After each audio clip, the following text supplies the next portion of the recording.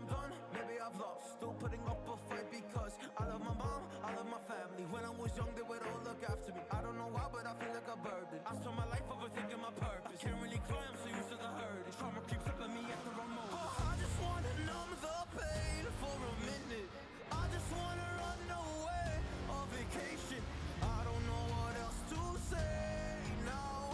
I just need to numb the pain.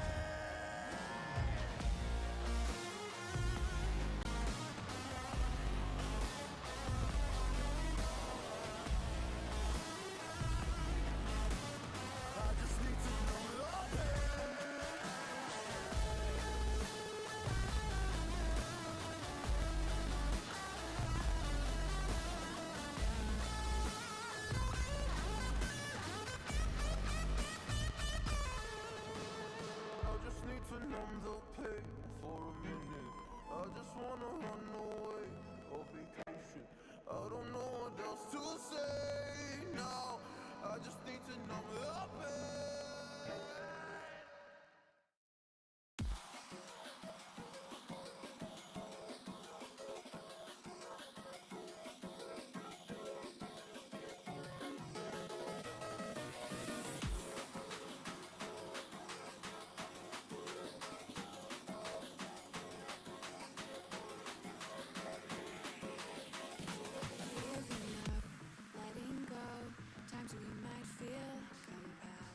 Looking down from the heights that we have built all by ourselves. And there is fear of the unknown, but we cannot lose control when we feel like the world is against us.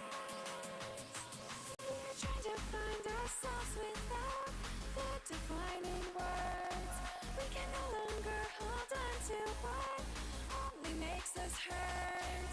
We cannot sink into the dark. The vertigo is getting sharp. There's something greater than ourselves that we must reach for.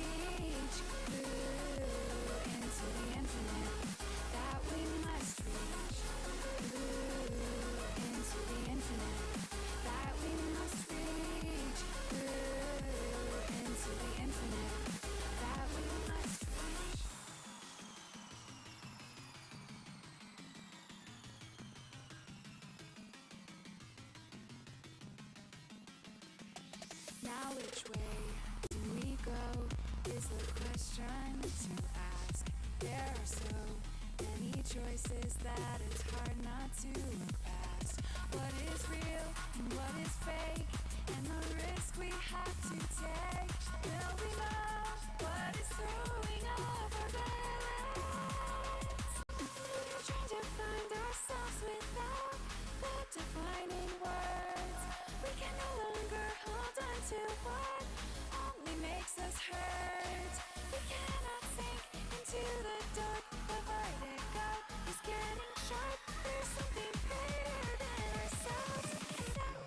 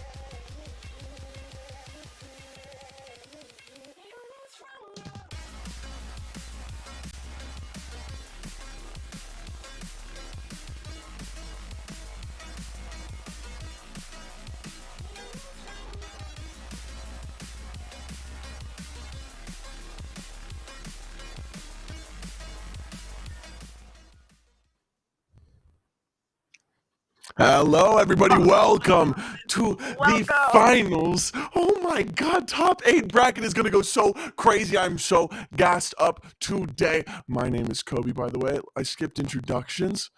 Would you like to introduce yourself, my lovely co-host? So I'm Morgan. Tonight's 5 is Edgelord. We've got some exciting teams going against each other today. We've been looking forward to this for almost a month now. I think it's been over a month. So super big and exciting things. We're going to go over the match format really quick and discuss kind of how this whole thing is going to go down. First of all, it is a crew battle. So going in, we'll have 3 stocks for each person. It's 5 versus 5 on each team. So as soon as someone loses all their stocks, we will move on to the next battle between 2 players. And then whoever loses their stocks, they'll drop off their stock going into the next one. It's a whole thing. You'll get used to it as we get started.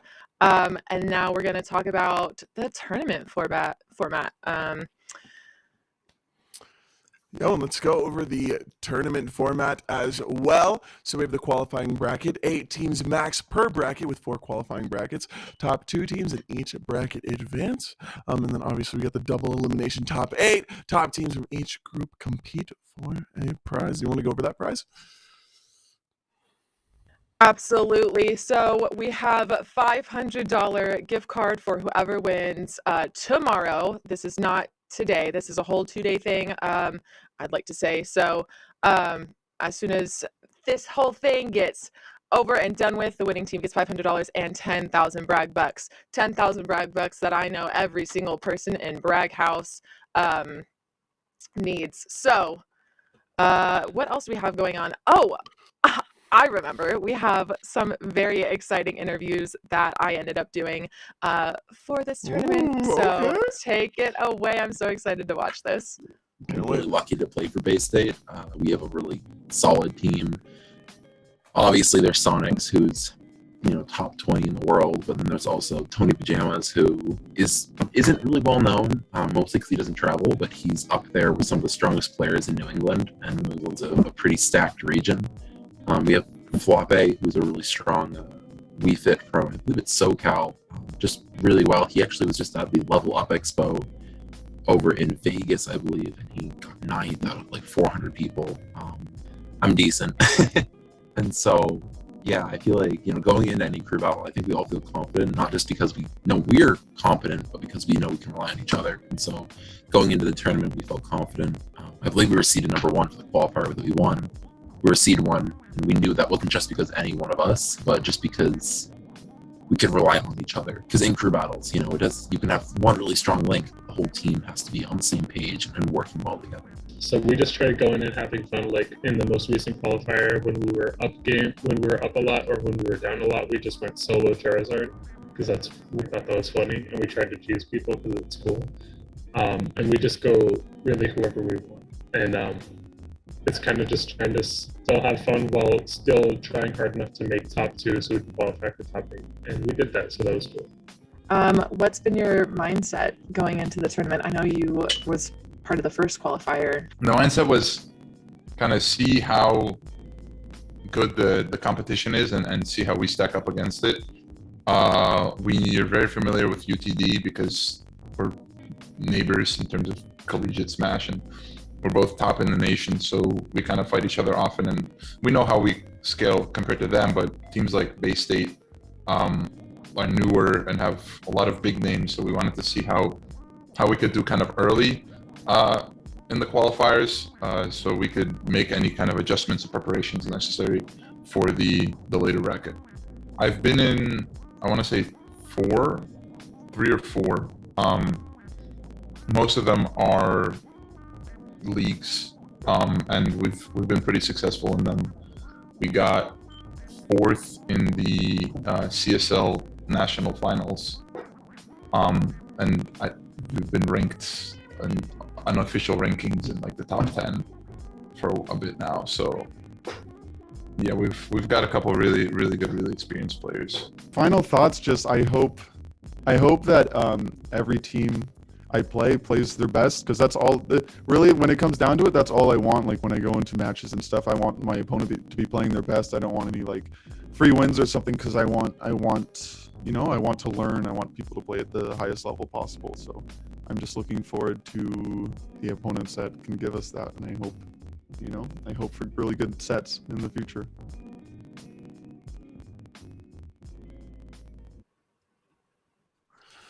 Oh my God, what lovely competitors that we have here today. And oh my God, I'm excited to see how far each and every single one of them goes.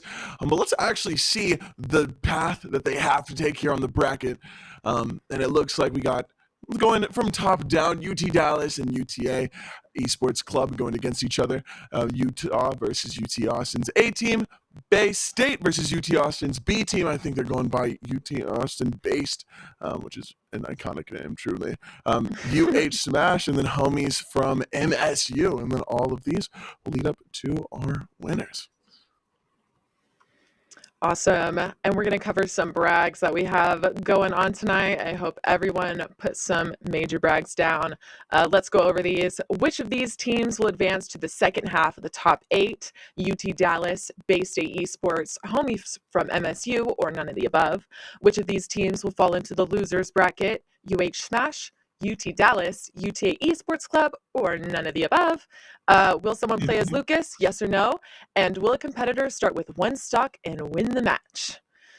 Some exciting things going on. I'm so excited to get into this first match. Specifically, 2 of the gentlemen that were in the interview footage that you guys watched are in Bay State. They were lovely to have as interviewees, and I'm so excited to get to see them play tonight. Kobe, how are you feeling? Who are you rooting for?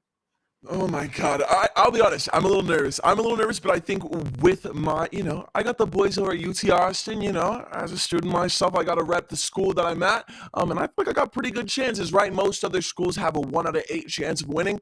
I've got a 1 out of 4 chance of winning. I just hope the homies make me proud, truly, and they're based. So I think I'm definitely going for UT Austin A or UT Austin B, but I know they have quite some tough competition. What are you thinking, Morgan?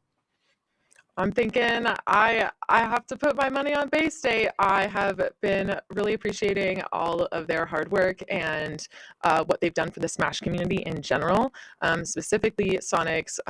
So hats off to Sonics really quick. That's how I'm feeling tonight. But, again, okay, the crowd there's a favorite. heavy chance. Yeah. Seems like the Texas teams are probably really in it to win it. But, I'm here for Bay. And just so Toxic doesn't think that I'm betraying him, I gotta say, Toxic, I'm still going for you as well, right? But it's the school thing. It's not you. It's a me thing. It's all right. You're gonna do great, though. I'm very excited. I'm very excited to see you play as well, and everybody else in chat that's joining us. It's wonderful having you guys. But Morgan, what were you gonna say? Oh, I think that was it. I'm here for Bay. You're here for Bay. If Toxic is Bay, I mean. Hey, Bay is here. Bay is here to stay. Gotta do. For our first competition, we're gonna have Tony Pajamas going up against Upside Down on PS2, which is gonna be super exciting. It's gonna be Ness versus Robin. Got to see a lot of Robin action last week. How are you thinking about this particular matchup, Kobe? Oh, I'm feeling great. I mean, obviously, I'm not playing, so every single match to me is more of like a. I feel good that I don't have to play against either character here. But Robin and Ness are both heavy magic users. It's going to be really interesting to see. I think Robin might find themselves struggling a little bit potentially, just because that Ness does have that down B that can suck up whatever they throw at him, heal up off of it. But if you're a solid Robin player, you're going to be able to avoid that pretty easily, and it's just going to be interesting. Ness a threat, Robin a threat. So we're just gonna have to see what happens in this next match. But I do think no matter what, Upside Down and Tony Pajamas are both incredibly good players, and we've seen them both put in absolute work here. But who are you rooting for if you got one? I'm gonna say Tony Pajamas. And I wanted to ask the chat as well, after going over the bracket and seeing all of the teams that we have going on, competing tonight. Who are y'all's bets on? Where have you placed your brag bucks? What's your matchup? Tell me all about it. Tell me the tea. And while we're doing that, we are going to go over the highlights of last week to get everyone so excited. And hopefully then you guys can determine who you think is going to win.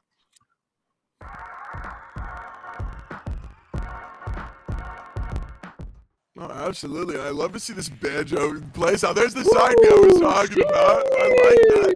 That's what I like. Yeah, it's definitely looking a little. I don't want to say. I don't want to cast her skirts. I don't want to say it's looking a little grim. Great downbeat. Not sure how it connected, but hey, kind of solid.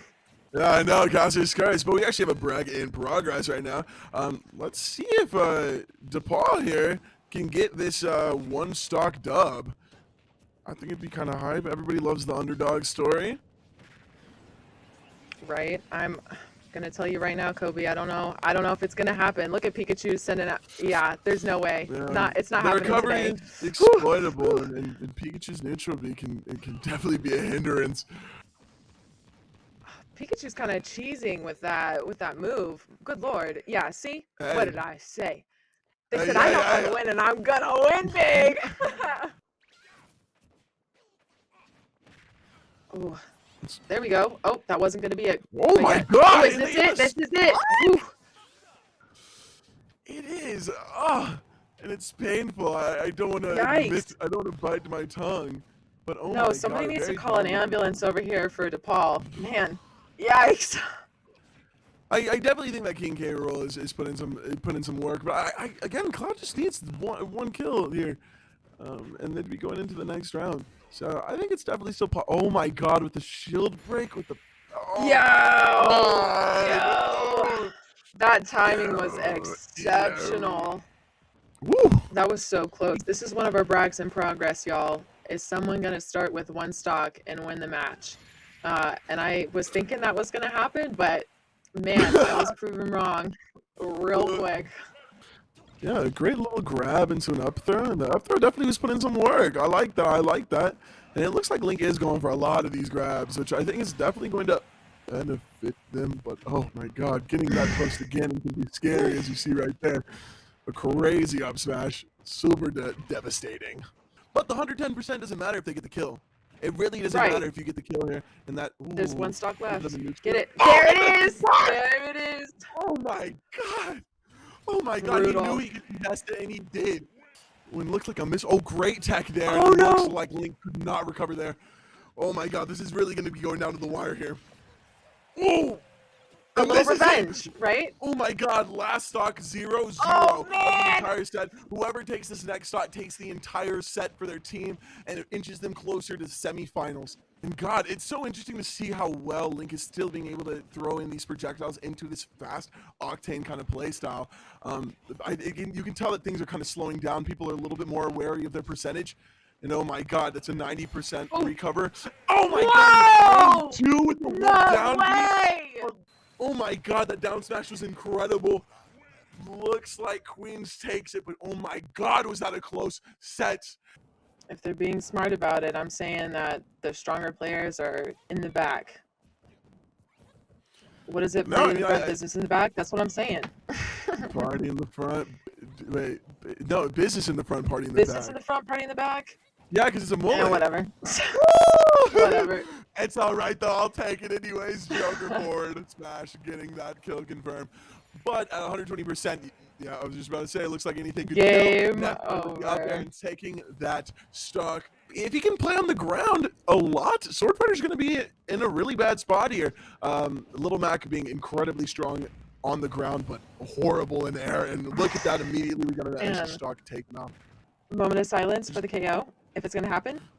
Well, he already lost it, so no, it's not. It's Oh, not damn. That was so close. Yikes. Oh! There it is. That was There it is. Oh my god, caught him out with that. It's pretty lit. Timing wasn't so good on that edge guard earlier. Oh, there it is. There it is. Oh, was he that was. frame too? That was so good. He tried to do it earlier. Hey guys, welcome back. I'm super excited. I'm hoping the hype built up just enough to where you guys are excited. Kobe, are you excited? I know I'm excited. Oh my god, Morgan. I've never been more excited for something in my entire life. I'm gonna be honest, bro. This top eight's going crazy, dude. I got all the Texas teams here repping. It is going to be insane. Oh my god, the competition is just so wild. I can't get enough of it. So yes, to answer your question, I know. It's finger licking good, and I'm pretty gassed up. And we should be getting into the first game momentarily, and I'm super excited. That's going to be Bay State versus who is it again, Morgan? I believe it is UT Austin's B team with Oh, Upside I knew Down you'd have playing the as answer. Robin. Yeah, I always got the answer. Morgan the medium over here. Don't even fret. I am back for the second week. No cheating Let's this get time. into this. Yep, not this time. No, and immediately we got Take it Ness away. putting on some pressure. Oh, immediately some pressure over there. I'm very surprised that hit, but oh my god, 102% off rip. We're coming out of this with absolutely no hesitation. The gameplay is on fire tonight. Thank you, Ness. And our first stock is gone, ladies and gentlemen. Wow. Oh my god, Tony Pajamas showing out just like he did the first time that I have seen him. It's so lovely seeing him be able to put in this much work already. And oh my god, Tony Pajamas definitely being one of the stronger players, if I recall, from Bay State. It's showing them why they are one of our top seeds of the night. Right. I think UT Base is getting a little scared. Upside Down is getting anxious. You can see the defense with the shields that they keep putting on. It's going a little too fast, I'm feeling. No, definitely stocks are flying, and for the first game of the night, I mean, hey, I'm a little intimidated. But if this is how the first game's going to be, I cannot wait till the anchors start popping out. And once we get a little bit closer, and this is just the, first round of the entire night, as I've said. This is looking really good for Bay State here. Whew. You are absolutely right about those stocks flying. There is one more left for Robin over here. And I'm feeling like Tony Pajamas is going to take it away with only 59. Nope, sorry. You talked about it, and they bad. heard you. My They bad. heard you. Robin coming in with a clean side beat to forward smash combo. I mean, hey, get that percentage up, throw him off stage. I think that's what Robin really needs to be doing here, is getting Ness off stage. That clumsy and inconsistent recovery is definitely going to be the pain of Ness. So let's see if they try to do that a little bit more. But it does seem like Bay State has quite a bit of stage control here. It's going to be pretty hard to contest. What you were talking about last week is definitely, I think, something that we're going to see tonight as like some smart gameplay. But just even if you can't beat your competitor and you know it, at least taking some stocks down is the way to do it. But how about that for our first match of the night? Free flying, insane. Free flying indeed. I love that word, but no, I mean, for our first game, a really intense match. Shout out Upside Down for putting in some work for UT based, but obviously Tony Pajamas did take the W there, and I think, honestly, if I'm Bay State right now, I'm feeling pretty good. Having a 2-stock lead going into the second set, honestly, that's pretty nice. I'm rocking with that.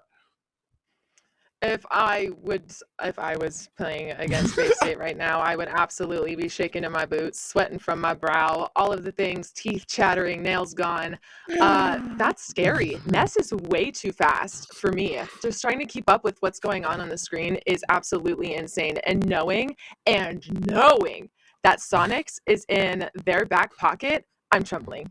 I'm shaken. Uh, How do you think UT Austin B's team is feeling right now? Honestly, if I'm them, I'm not feeling anything. I'm not trembling in my boots. Yes, I have a competitor that is a little bit terrifying, but not to me. Not to my boys over at UT Austin. I know for a fact that they are sitting there in their barracks just waiting for the day that they can pop off. I think, you know what? It was the warm-up. I'm going to give them the benefit of the doubt. That was the warm-up match. Now we're getting into that real gameplay. So honestly, I wouldn't be shooken up. They have based in their name. How could they lose is how I think about it. That's fair enough, but I also want to remind the people that came and watched Braggers versus Fraggers last week that Kobe is not scared of mountain lions. In fact, Kobe thinks he can take on a mountain lion. He's also not afraid of the name Michael. I don't know about you guys, but I, for one, don't think anyone in their right mind could defeat a mountain lion, and I think Michael is a terrifying name. Also, happy birthday to my best friend Michael, whose birthday is today. But anyway, I digress. I just think that I don't want to take up too much time with the mountain lion debate because we already did a lot of it last time. All I want to say is that I'm not only willing to say it, I'm willing to put it up to the test. Braghouse sponsored one-on-one me versus a mountain lion. I'll take it. Honestly. Set it up. Saying your word here has me a little worried. Maybe the audience is a little worried as well, but maybe they think it's more funny than worrisome. Oh my goodness. I absolutely love that though. To reiterate something that I talked about last week, the Level Up Expo that was in Las Vegas, to kind of hound on my point that I think Bay State is going to absolutely kick A tonight, right? Two of the team members that are on Bay State's team were at the Level Up Expo, and two of them ended up getting in the top 10 out of nearly 400 people.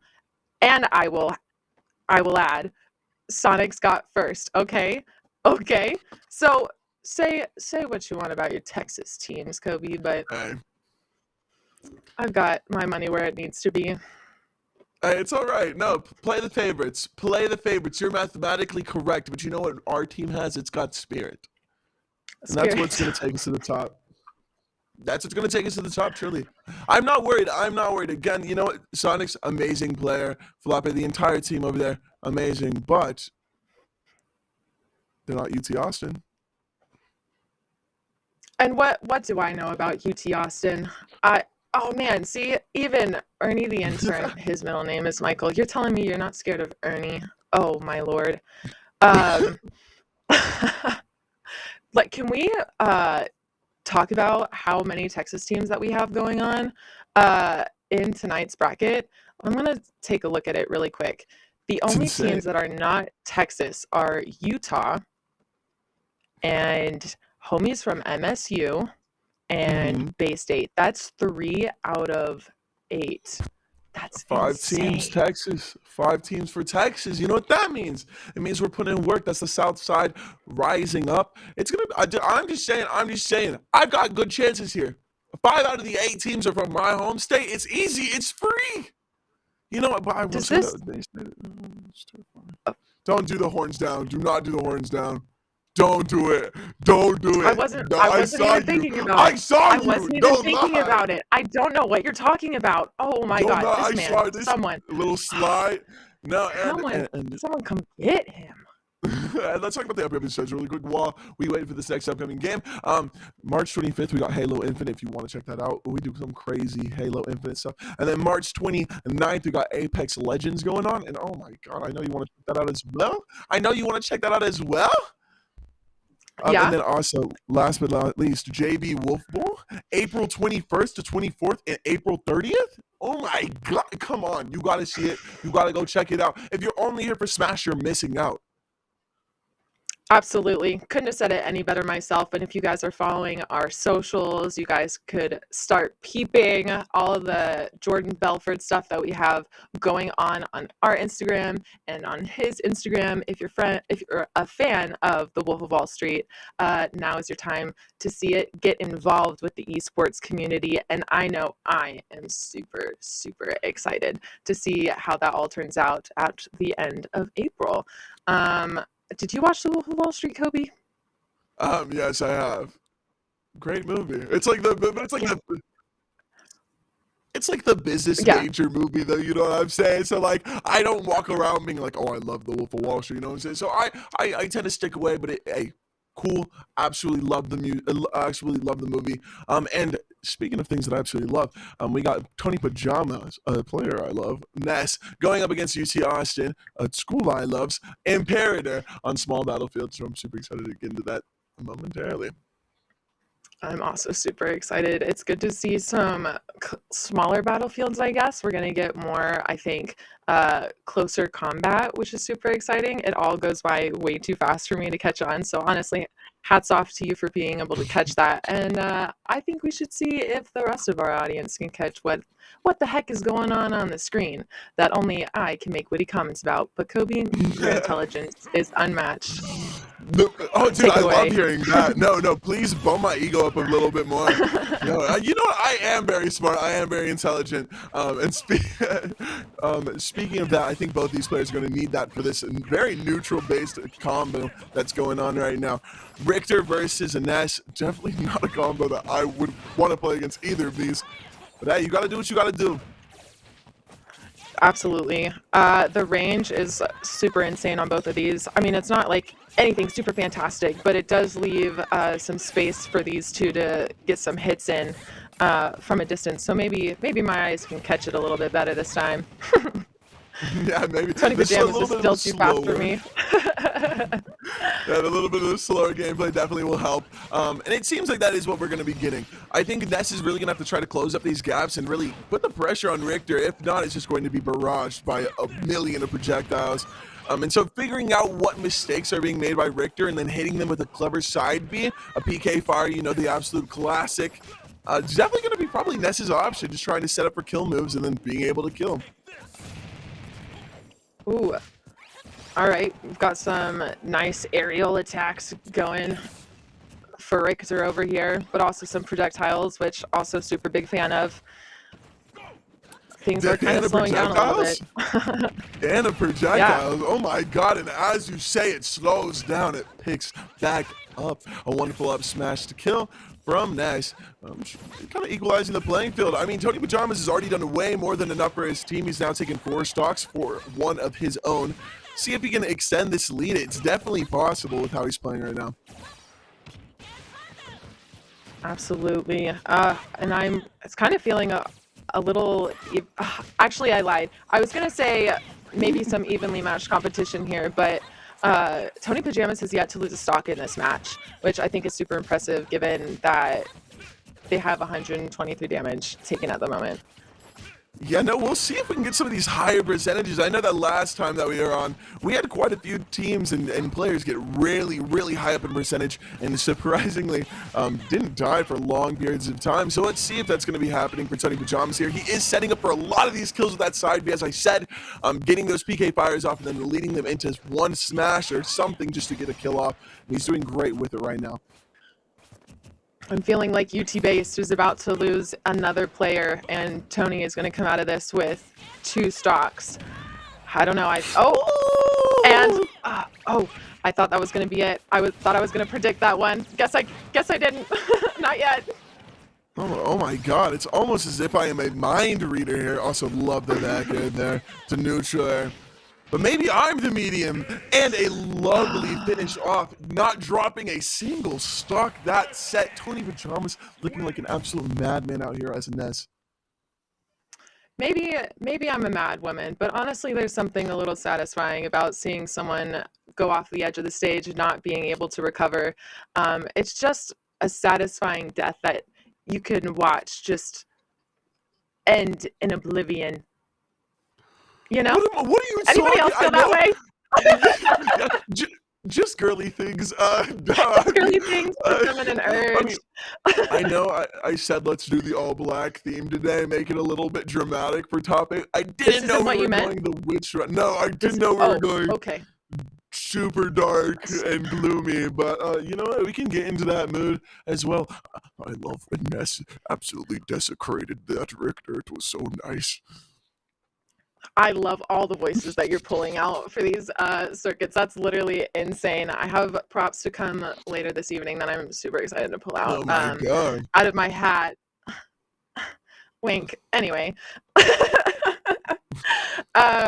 Moving on. What other fun things we have going on? I wanted to talk about Bragcast because this is kind of my baby that we've been working on here at Brag House. Last week we had our first one, which was super duper fun. It's been me and Kelsey so far, but we definitely plan on having Kobe on at some point and some of the rest of the Brag House gang. So you guys need to start picking who your favorite casters are and tuning in to these more personal and wholesome moments where we're not trash talking each other the whole time. Well, I won't, but Kobe on the other hand, wild card. This week we'll be talking about some super exciting things in regards to Overwatch. Kirby is turning 30 this year, which is super fun. We will also be talking about Kirby at some point during this whole stream. I love me some Kirby and I like talking about Kirby, so be prepared for that, Kobe.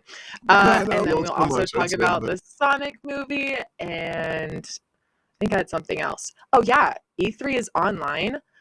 In the chat really quick, I want to know thoughts on E3 being online and people not being able to go and see everything in person.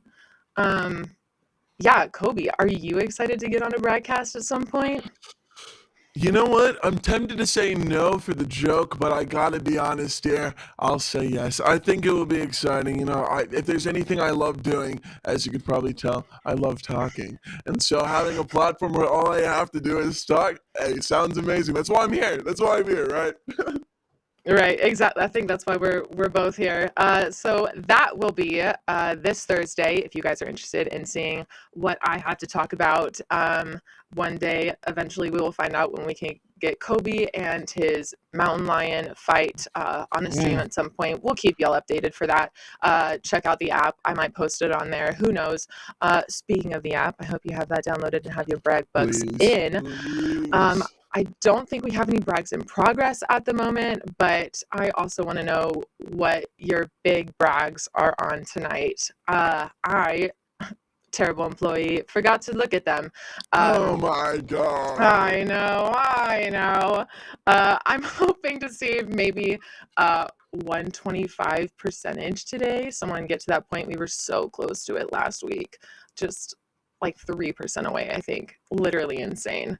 Are you excited for anything in particular this week for Brag House, Kobe?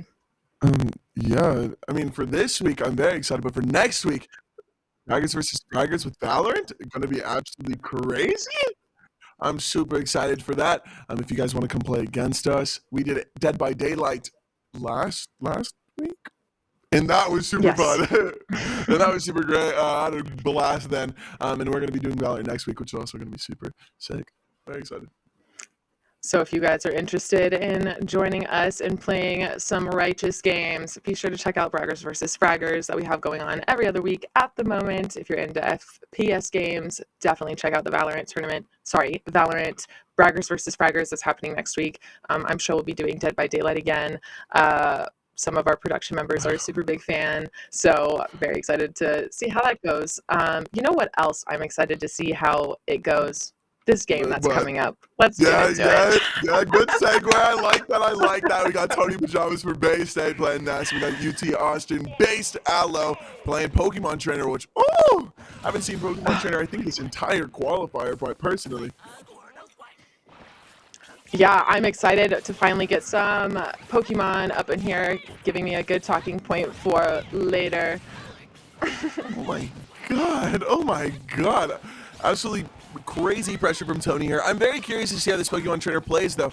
I'm curious if they're going to play the meta way of kind of going Squirtle early into Bulbasaur into Ivysaur and then into Charizard later on, or if they're going to play it a little bit saucy. I like the players that come out, they only play one of the Pokemon. It might not be the best, but like when somebody pulls out Charizard, it's just vibes and a wonderful, wonderful kill confirmed. I think it's 7 kills now from Ness. Something that you're going to have to clarify for me here. I know that the Pokemon for Pokemon Trainer are weak to obviously the type that opposes them. So here for Squirtle, their weakness would be fire, right? But they would be really good against a fire type. So do you think this might be a bad setup here, or does this only apply to not Ness, if that makes sense? I'm going to be honest. I have no. I'm just gonna say that I'm ignorant to the fact that I don't know if the Pokemon Trainer actually are weak to any sort of typings. They are. In this game, I know at that least. for sure, but they are for this game. I wasn't sure if that only applied to like Incineroar and Greninja against Pokemon Trainer, or if it was applied to Ness as well with PK Fire. I guess we're kind of finding that out though, right? Like it looks like Aloe is not having a good time here playing against Tony Pajama's Ness. Yeah, Tony is going absolutely 2 stocks crazy. gone. Yeah, no, literally taken 8 stocks in total, has only lost 1.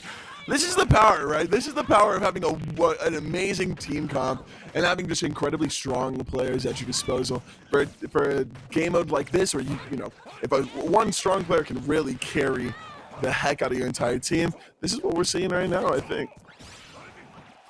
It's exactly what we're seeing right now. It's what it feels like. Oh, ooh, thought we weren't going to get that recovery. Oh, It's not a he's great going for it, recovery, though. that's for sure. Yeah. Woo. It's gonna be real. Oh, I'm gonna here be you honest. go. Yeah, and there it is. A nice little back air to finish that off. Oh my god. Tony Pajamas is putting on a clinic here. 9 kills here with only 1 death. Oh my god. I'm beginning to feel that maybe one of our brags tonight is, does Bay State use the rest of their players? Because Tony Pajamas is really killing it over here. Like, these people are no problem. There's definitely a saying that's on the back of my mind, and I can't think of it. You're doing great. Yeah. You're doing great. Thanks. No problem. I'm here to support you. That's my job. Pick on someone your own size, something along those lines at Bay State. But you know, it's how the cookie crumbles. That was a good one. I got that one right. That's good. I'm gonna be honest. I don't think any of them were good ones, but I'm glad that you're thinking that. No, you do. Honestly, Morgan, I don't care what anybody else says about you. I think you're doing great tonight. But do you think that this momentum is going to be kept up from Tony Pajamas? Do you think he's going to be able to maybe knock out another player as we're getting closer to that anchor player for UT Austin based? Wouldn't you like to know, Kobe? Yeah, that's why I asked the question. That's actually why I asked the question. I don't know if you know how questions work. It's usually you ask it and then you expect a response. This is me expecting a response. So I'll tell the chat. Okay, I'm actually gonna have to ask you to repeat the question because you started talking and for some reason it just went. Yeah, go ahead. Yeah, I'll say it if you could do that again. slower now. Okay, thank you. Do you Yeah. think that Tony Pajamas is going to keep this momentum up Mhm. as he reaches the final player for UT Austin base, or do you think he will crumble? You get that? I think yeah, I got that. Thank you. This is the warm-up match to the Mountain Lion fight. I think Tony Pajamas is still going to kick some A for the rest of this evening, especially against UT Austin's B team. I think it's good to have a little healthy rivalry amongst the casters here. So having different sides is, I think, a pretty positive thing going on. Do you think otherwise? Do you think UT Austin based is going to pull out like a better anchor? Do you think they have something in their back pocket? Do you know something that I don't? Probably. Anyway, I'll let you take it over. I'm gonna be honest. don't know if they have something in their back pocket, but I'm going to say that they probably need it if they don't. This is definitely going to be a little tough. Tony Pajamas has been put on a clinic, as I said. So I think that if UT Austin really wants to be able to pull through, they need to knock out Tony and then get through a few of these more players. So hopefully these next two players that UT Austin has can really put on the work and change this momentum in their favor. This definitely is not impossible. Although it is looking a little grim, it's definitely not impossible. I've seen bigger comebacks before, and maybe we'll see that. We need some replay footage, I think, maybe for a future tournament to kind of see how these different characters play in previous matches, right? Throughout the qualifiers that we have. So we can kind of like review that because as of right now, I have completely forgotten how these certain players play. But I do know that the one and only Bay State has my heart, and they're going to absolutely destroy the competition today. Texas has nothing. But anyway, friendly trash talk. It's what it's all about here at Bragg House. Well, honestly, that's literally the entire point. It looks like we have Delta Bolt actually coming out and playing for UT Austin's base team. They're going to be playing on PS2 as well. And oh my god, I love me some PS2. I'm glad that we get to see a lot of love for tonight. Perfect. Speaking of Pokemon, with the new game coming out, are you excited? Are you pumped? Yeah, I'm absolutely pumped. We'll talk about this a little bit more in the future because we got the game coming up. But shout out Quaxley, that's my boy. Whatever the green cat's name is, mid. Green cat is mid. Green cat is Don't mid. do that to Sprigatito. Oh, Sprigatito. Oh my god, you know it's not mid. Wolf. Oh, I love me some Wolf. Let's see. Ow. I'm excited. Yes, and shout out Lit B-Man for the follow. Thanks, buddy. I think with the name with Oh my god! Oh wow, that was brutal. That was rough. Oh my god, I'd be crying. I went to take a drink of my water and almost spilt it absolutely everywhere. Oh my god, what an amazing side B to down air combo. They're getting the spike off on Wolf early and healing up with the down B right there. Oh my god. This is going crazy. I was gonna say, right when we got in, with a name like Delta Bowl, I feel like there might be some competition here for Tony Pajamas, but woo! Oh my god! That's crazy! That was nuts! Brutal. The baseball bat into 2 consecutive back airs. Oh my god, Tony looks like he's just warmed up. This is insane. Will Tony be able to rinse the entire roster for UT Austin base? Well, unfortunate. Fortunate for them, but oh my god, shout out Delta Bolt for taking off a stock, making it a little bit more difficult for him to be able to pull that off. Yeah, okay, so it looks like we might see another Bay State player tonight. That gets me a little more excited. Yeah, no, it's like I love Bay State, but I also want to see more than one player for Bay State. Exactly. And that was but that's game, unfortunately. An unfortunate air dodge from Delta Bolt getting caught out by the yo-yo. Still a wonderful game. And we'll see it. Taking a stock off, which is something that hasn't happened since the first round of the evening. Honestly, Delta Bolt, I think you did what you had to do there, making it a little bit harder. Let's see if this anchor can really turn it around. If Tony can take the entire roster, your last player may be able to take their entire roster. It's definitely going to be a challenge, but we'll see. We'll see. We've seen some pretty strong anchors here with this qualifier, especially last week. They were rocking our socks, that's for sure. And I'm hoping that UT Austin's base team for sure has a strong anchor, but we'll see. I need someone else from Bay State to get me more excited for what's to come in the future of tonight's tournament and also tomorrow. Let's not forget about tomorrow. Let's definitely not forget about tomorrow. Also, if you didn't know about tomorrow, which I don't know how you'd show up here and not know about tomorrow, but tomorrow is going to be when we air grand finals and semifinals leading up to it.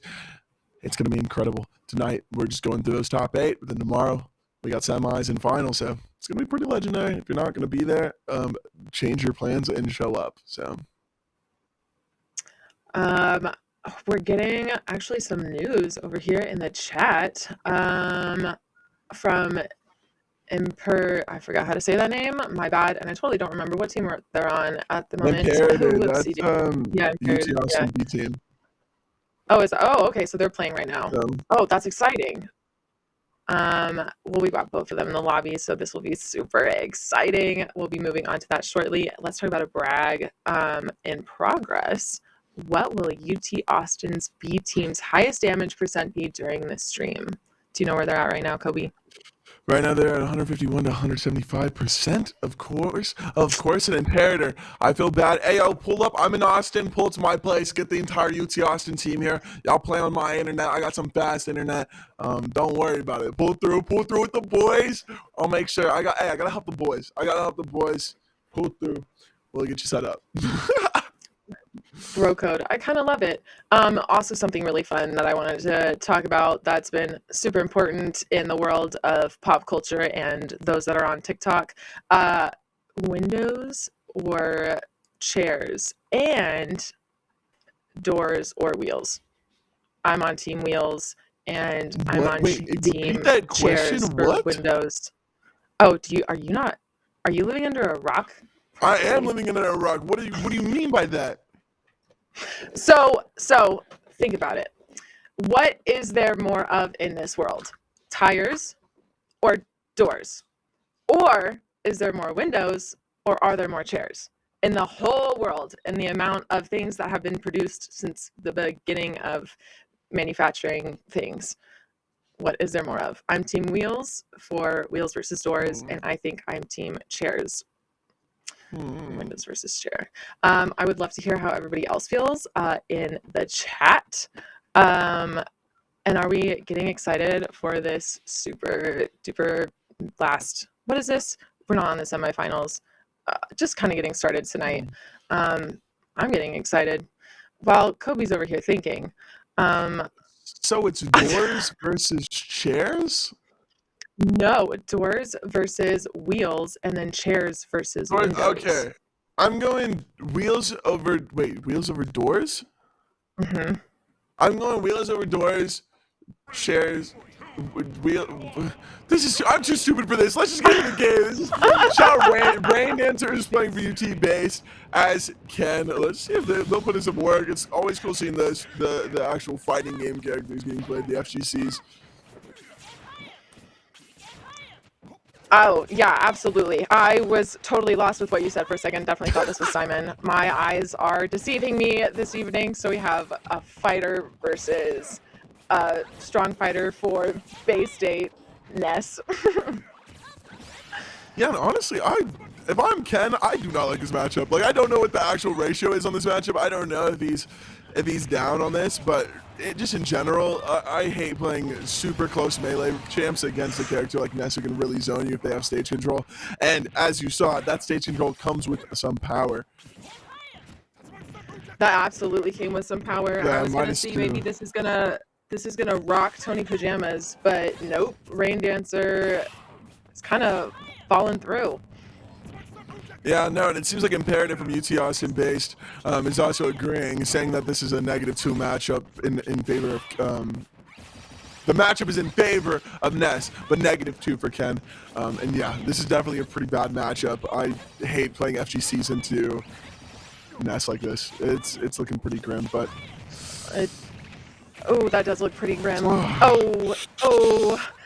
Let's see though. Hurts. Let's see if Tony can make this. If he can take out the entirety of UT Austin's base team, and oh my God, he just might. Oh my God, with the spike for the finish! Oh my God, hey yo, put some respect on my boy Tony Pajamas' name. I feel bad for all the UT Austin base players for having to play on the Wi-Fi's that they had to. I'm very sorry about that. But oh my God, can we just talk about Tony Pajamas wiping the entirety of UT Austin base by himself?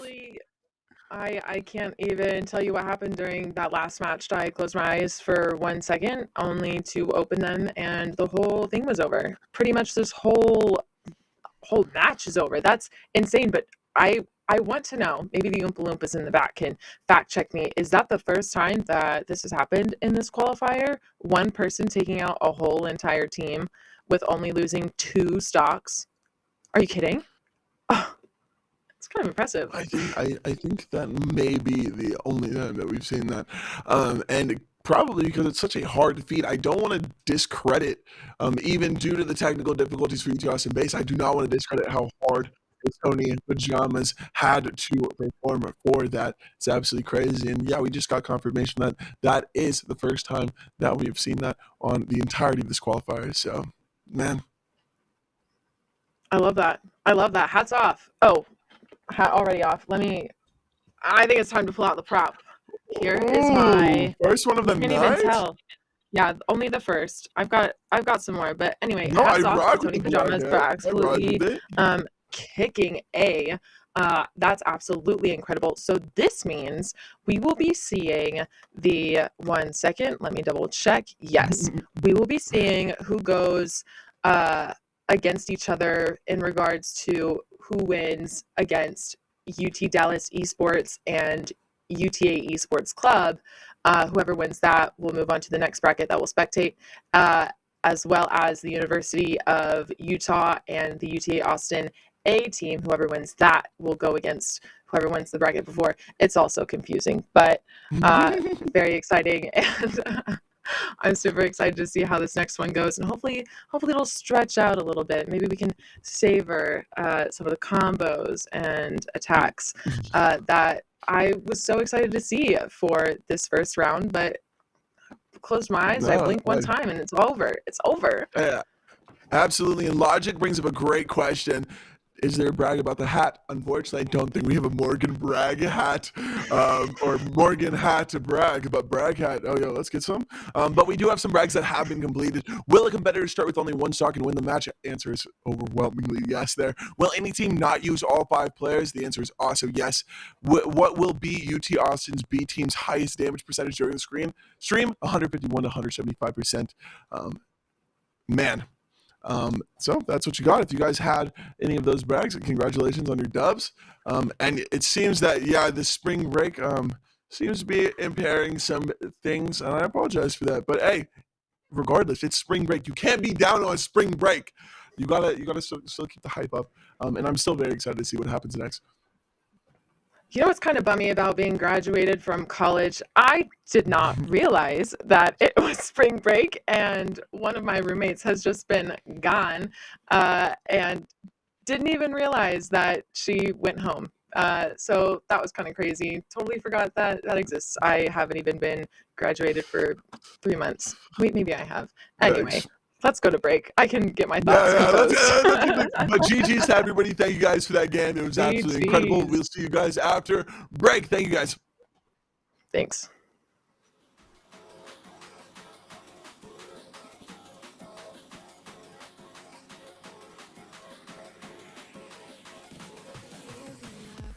Letting go, times we might feel compelled.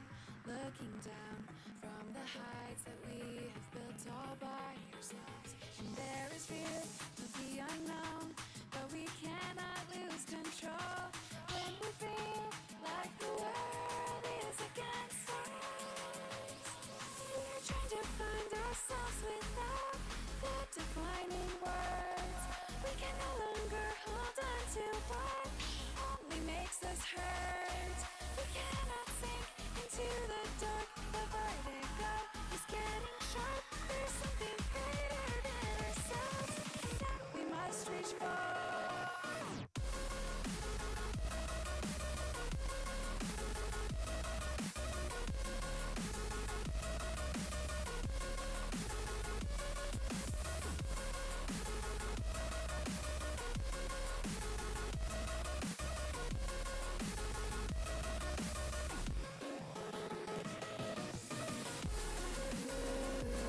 Into the infinite that we must reach. Into the infinite that we must reach. Into the infinite that we must reach. Into the infinite that we must reach.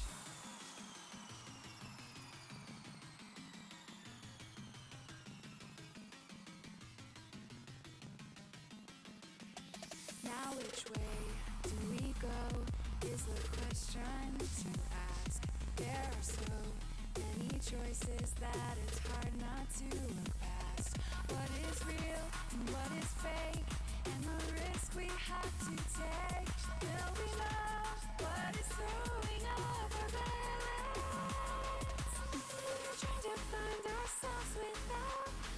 defining words. We can no longer hold on to what only makes us hurt.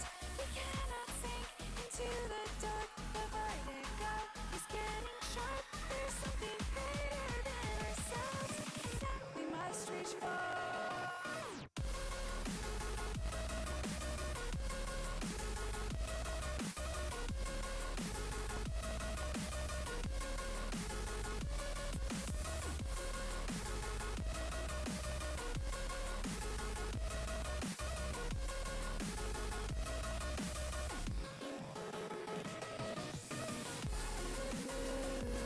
Into the infinite that we must reach. Into the infinite that we must reach. Into the infinite that we must reach. Into the infinite that we must reach.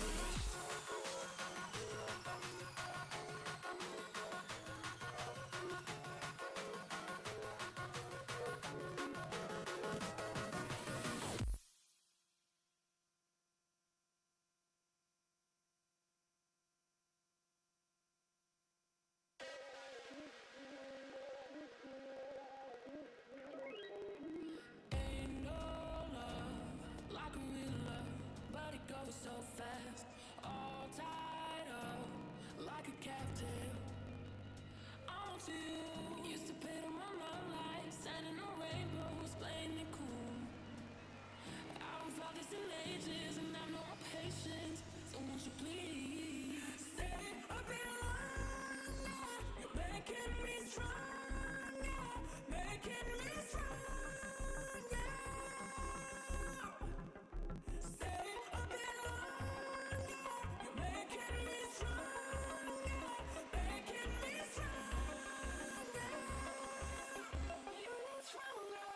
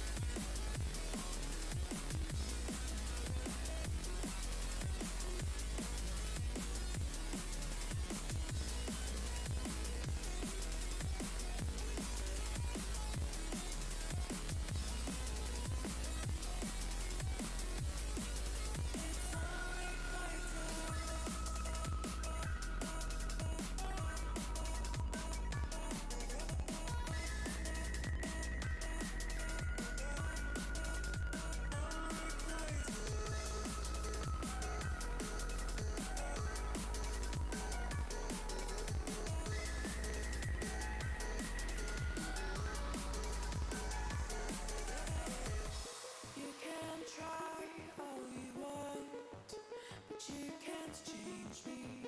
I am stronger than you could ever hope to be. You don't deceive me. I see personally. Throw away your love.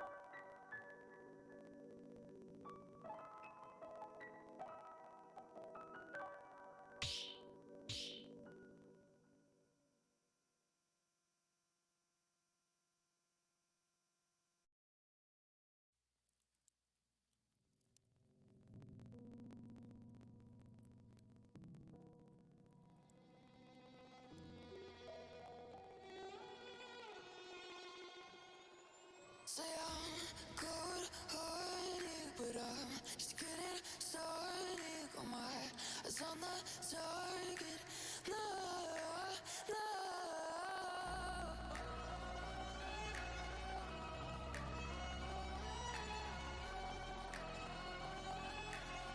Till the battle's won, till kingdom come.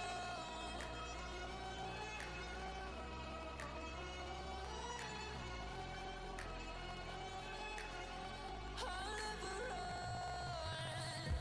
Best to give me your loyalty, 'cause I'm taking the world, you'll see.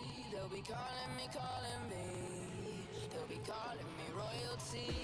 Best to give me your loyalty, 'cause I'm taking the world, you'll see. They'll be calling me, they'll be calling me royalty.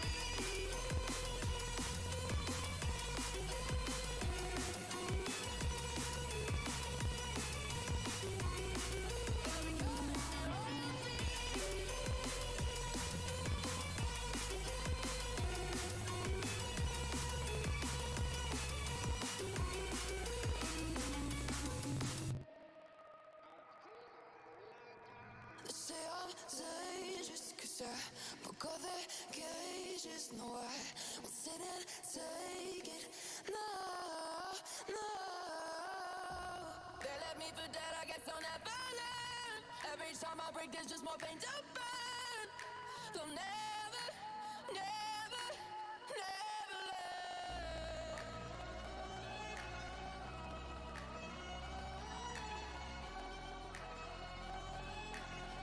Till the battle's won, till kingdom come.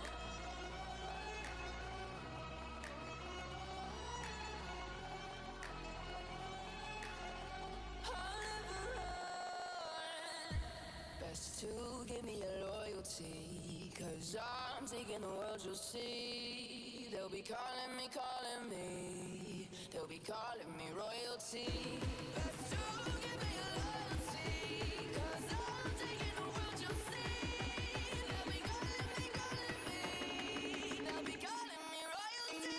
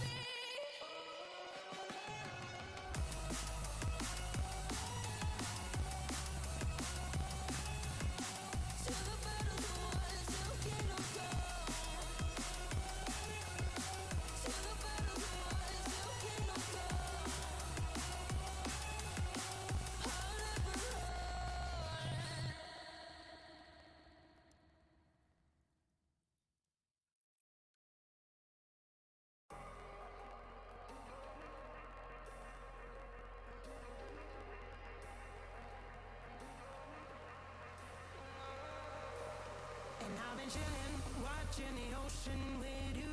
Baby up with a slow motion crew. And we up in our growlings when people change, but not us. And we just chillin', kicking it, kissed by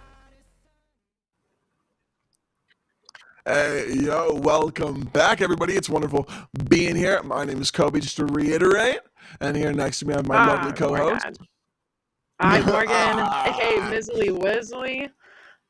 Super excited. Bay State won with 13 stocks. Insane. It was pretty crazy and pretty brutal. But Morgan, before we get into the next match, because obviously we got, I think it's, what is it, Utah versus, let me just check really quick, Utah versus UTD. Very exciting. Super excited for that coming up. But we had a question that we were talking about that we ended up kind of getting off topic because the game started. I need to hear your opinions on those starters, those new starters. I need to hear it. Obviously, I hate the green cat, but I know there was some really fun memes going on with the cat, and unfortunately, I know we wanted to talk about this, but as it happens, Kobe, I don't actually care. So we're gonna go to the It's game, fine. and yeah, That's fine. no, No, it's don't cool. worry, don't. Well, no, we'll No, talk it's about it in a alright. minute. It's fine. No, it's fine. Let's go to the game. No, it's cool. Um, I'm not upset or anything. I didn't even actually, I didn't want to know. I didn't want to know what you thought because like that's so stupid. Anyways, that's so dumb. That's so. Yeah, no. Let's just get into the game. Honestly, let's just hurry up. Let's in the game. Looks like we got Steven Snake. Tag yourself. I'm Snake. I'm Steve, baby. Because I'm always trying to get that bread, trying to get my diamonds up. And also, Stakes is one of the most annoying characters in this game. And I think we're seeing that already with the barrage of projectiles already coming out. But it's going to be a very interesting match, I reckon. Oh, that was some cleverly laid grenades there on Snake's behalf.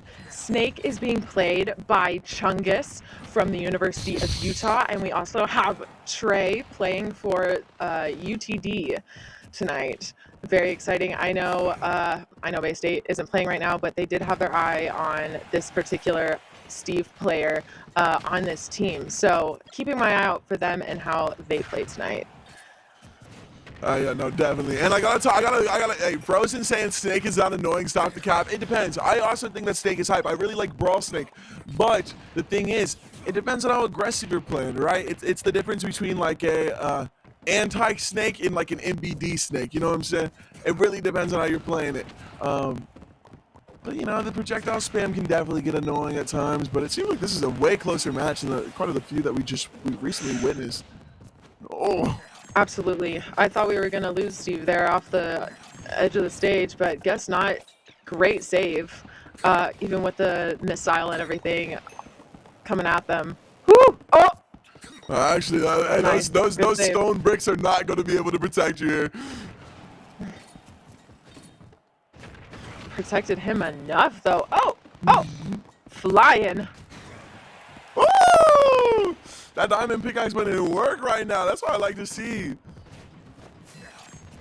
Man, this is a really slow game in terms of like both playing neutral pretty patiently here. And just, hey, who's going to hit the next move? Because it's a lot of whiffs, it's a lot of things getting thrown out, and not a lot of things connecting. Maybe they got to watch the last match and got a little worried about what was happening with Tony Pajamas. I mean, they were playing too aggressive What? that last game, and this one, whoa, was that an What just SD? happened? Oh, Yeah, you just ran off. What? What happened? Oh my goodness. Oh, it might have been a lag issue. But we'll get back to y'all on that as soon as we have more information. Yeah. But so far it's looking pretty good for UTD. That Steve is playing safe. Yeah, shout out Trey, dude. Absolute legend. I remember we saw Trey. I don't know if that was a few weeks ago or some set of time ago. I remember seeing Trey. It feels like yesterday. Actually, never mind. I was gonna say maybe 2 weeks ago, but I believe that was Chungus. There are a couple of names that are ingrained in my brain, and Chungus is one of them for no particular reason. Just just a good name. The thing that kind of pisses me off about Chungus's name is that I don't know what size he is. I feel like if they would clarify what size the Chungus is, I feel like it would be a lot better of a name. But that's all right. You can't always get what you want, and unfortunately, that seems to be the case for tonight. That's how it was with Tinkle Binkle. R.I.P. Tinkle Binkle. Wish I could have seen ya in this top 8, but I just know in my heart they played so good. Love me some Tinkle Binkle and Chungus. But to get back to what we were talking about before I decided to do my little hate spiel, in regards to these starters, I am a water type starter, and I kind of wanted the exception to be Sprigatito, even though got a big old hater over here. I believe I'll be starting with Fuecoco, or no. Who's the duck? The duck is the water type. Quaxley's the goat. Quaxley, yeah. But Fuecoco do look kind of crazy, do look kind of fire. I do rock with him, but Quaxley gang for sure. I'm definitely rapping with you there. Gang. Did you ever have a starter main growing up with the Pokemon games? Did you even grow up playing Pokemon? I'm just getting ahead of myself here. Oh, no, of course. I'm a huge JRPG fan. I think I talked about it. Maybe it was when Ryan was on, but I'm a huge JRPG fan. So I grew up playing a bunch of Pokemon, Dragon Quest, and all of that. And yeah, dude, I was always a water type and grass type starter. I didn't rock the fire types, rarely ever. But, I definitely rock Piplup, goated. Piplup is goated, Squirtle, absolutely goated. But I came around. I'm a Bulbasaur fan now. I'm a Venusaur, Ivysaur fiend, some would even say. What about you, though? Also definitely a water type starter, but the exception has been fire. Little different there. I've been forgetting the name all day, but the fire starter for Sword ended up being my main for Sword and Shield, obviously. But yeah, water type has been my favorite. That's why I have a big heart for Greninja. Whenever I get to see Greninja fight in Smash, I get super excited. Not only a goated Smash character, but also a great Pokemon within the Pokemon universe. It's vibes. I actually think that Greninja is the #1 rated Pokemon in Japan, if that's correct, or at least top 3 in terms of their popularity rankings, whatevs. Your Pokemon starter choice is your Hogwarts house. Ooh, God, I don't even know. I feel like I would be somebody cool in Hogwarts, I think. You think so? I'm so glad one of us maybe thinks a professor. No, I think maybe even a professor, Yeah. maybe the headmaster. I think I feel like if I like tag yourself in the lore, I think I'm probably Dumbledore or somebody similar. I don't know, probably. All right, that is a hot take for sure. I don't know. I am a Ravenclaw, Gryffindor type beat, so I think the fire and the water starters definitely makes a lot of sense on my behalf. I need to know everyone else's starters in the chat. I know we saw And Hogwarts house. Yeah, and Hogwarts house. If you're interested in that kind of conversation, by the way, we had the same kind of conversation over on Broadcast last Thursday. If y'all are interested in this kind of conversation, we can keep it going on Thursday. Also, quick plug of the socials, just so y'all can find out when Broadcast is happening. Be sure to follow our Instagram and our Twitter. I believe they're both at the Bragg House or at Bragg House if one or the other doesn't pop up. So be sure to check that for all the immediate and amazing updates. Also, download the app, check out all the Braggs, and follow our Twitch, sub to our Twitch. I also want to see our hype train at some point, either today or tomorrow. Kobe, what about you? Are you ready for a hype train? We can get that started. I'm very gassed up about that. Wait, go ahead. You're gonna say something? I don't know. Just a rambling at this point. Okay, that's fine. No, it's fine. No, let me cut you off then. Now, since you get to plug everything that you're a part of, let me plug something that I'm a part of, which is going to be the Apex Showcase on March 30th. Please come out. Our last Apex Showcase, again, one of my favorite things that I've done here so far. If you're even minorly interested in Apex, just come out. We vibe. We have a great time. And honestly, it's just chill. Me and Gerald on the mic, absolutely incredible chemistry. Also, don't forget, I already pitched it, but the Halo Showcase that's coming up next, I think of the 25th. That's also going to be incredible. That's the absolute godlike duo that is Victor and Gerald. So if you want to go check out some more other casters, they're going to be over there for sure. And yeah, and we have quite a bit of things, but I don't know if me and you are Team Rocket. I feel like you're more like me. No, we are for sure team. No, I think you're like me out. Do you want to finish I'm like that? Jesse and James. I'm like probably both of them, and you're probably Meowth. But I guess we are Team Rocket. Honestly, yeah. I actually can't argue with that because I see that 1000%. I think when I was younger, I would have been totally butthurt by that comment, but now it just makes all the sense in the world. Yeah, Jesse's personality, but Meowth's just overall character. No, outward appearance is Jesse. Meowth is my personality. Yep. Beer James. Well, I would say kind of both Meowth, but it really just depends on the vibe. I honestly think you actually give me very much like, I don't know if you've ever seen the show, but Meowth, like, there's like a giant blimp that they ride in. No, maybe hot air balloon is a better term. A giant Meowth hot air balloon. You're kind of like the hot air balloon of Braghouse, I think. I also did not just call myself Dumbledore earlier. Anyway, I've had enough. Let's talk about the highlight video that we've got going on here in a second. Actually, let's just watch that and then we'll talk about it. Yeah, just go to that. Oh, absolutely. I love to see this banjo place out. There's the side I was talking about. I like that. That's what I like. Yeah, it's definitely looking a little. I don't want to say. I don't want to caster's curse. I don't want to say it's looking a little grim. Great downbeat. Not sure how it connected, but hey, kind of solid. Yeah, I know, caster's curse, but we actually have a brag in progress right now. Let's see if DePaul here can get this one stock dub. I think it'd be kind of hype. Everybody loves the underdog story. Right. I'm gonna tell you right now, Kobe. I don't know if it's gonna happen. Look at Pikachu sending out. Yeah, there's no way. Yeah. It's not the happening recovery today. is exploitable, and Pikachu's neutral B can definitely be a hindrance. Pikachu's kind of cheesing with that move. Good lord. Yeah. See, Hey. what did I say? They Hey, said yeah, I know yeah, how to yeah. win, and I'm gonna win big. Ooh. There we go. Oh, that wasn't gonna be it. Oh But my yeah. God! Oh, is this it? This is it. Ooh. It is. And it's painful. I don't want to. Yikes. I don't want to bite my tongue. But oh my No, God, somebody needs to very call an dominant. ambulance over here for DePaul. Man, yikes.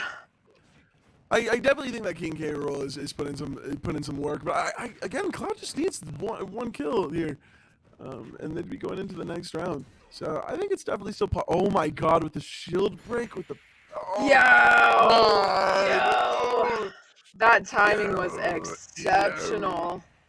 Woo! That was so close. This is one of our brags in progress, y'all. Is someone gonna start with one stock and win the match? And I was thinking that was gonna happen, but man, I was proven wrong real quick. Yeah, a great little grab into an up throw, and the up throw definitely was putting some work. I like that. And it looks like Link is going for a lot of these grabs, which I think is definitely going to benefit them. But oh my God, getting that close again can be scary, as you see right there. A crazy up smash, super devastating. But the 110% doesn't matter if they get the kill. It really doesn't matter if you get the kill here. And that. Ooh, There's one stock left. another neutral. Get it. There it is. There it is. Oh my God. Oh my God, Brutal. he knew he could contest it, and he did. When it looks like a miss. Oh, great tech there. Oh, no. Looks like Link could not recover there. Oh my God, this is really going to be going down to the wire here. Oh! A And little this is it. revenge, right? Oh my God, last stock 0-0 Oh, of the man. entire set. Whoever takes this next stock takes the entire set for their team, and it inches them closer to the semifinals. And God, it's so interesting to see how well Link is still being able to throw in these projectiles into this fast octane kind of play style. Again, you can tell that things are kind of slowing down. People are a little bit more wary of their percentage. And oh my God, that's a 90% recover. Oh my God, 2 with the down beat.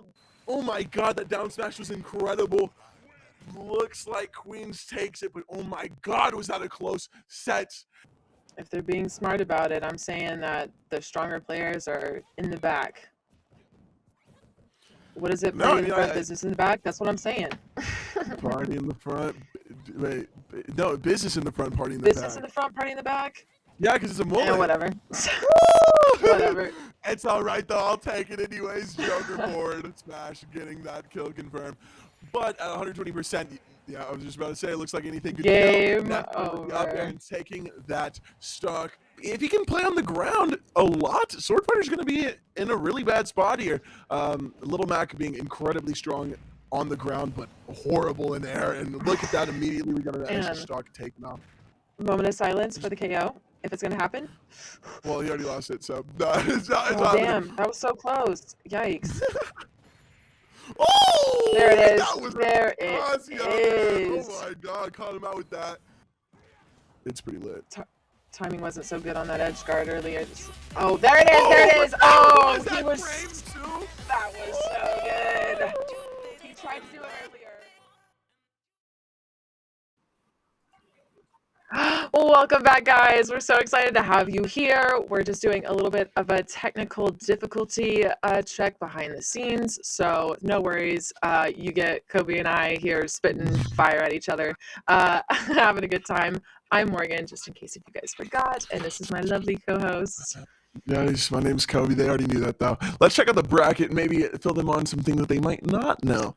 But it's over there. And let's check this out. No, so as you can see, we have the semifinals coming up right now. UT Dallas versus Utah, and then right now we got Bay State looking like they're gonna go either against Smash or the homies from MSU. And then once we get all that settled down, hey, we got the finals, and then maybe second round finals. It'll be incredible though, but that's going to be all saved for tomorrow. So if you need to go check that out, go check it out. Morgan, did you want to go talk about the brags a little bit? You know what? I will talk about the brags a little bit. So far, I think we've only completed one, which was how much damage will the UTAB team take, UT Austin B team take, which ended up being the 151 to 175% damage range. But as far as what's on the screen, which of these teams will advance to the second half of the top 8? UT Dallas, Bay State Esports, homies from MSU, or none of the above? Which of these teams will fall into the losers bracket? Kobe, none of the above. Which of these, Okay. or will someone play as Lucas? Will a competitor start with one stock and win the match? All of these TBD. Actually, I think number 4 we did complete, I believe. Will someone start with one? No, actually, not yet. I lied. Y'all, don't listen to me.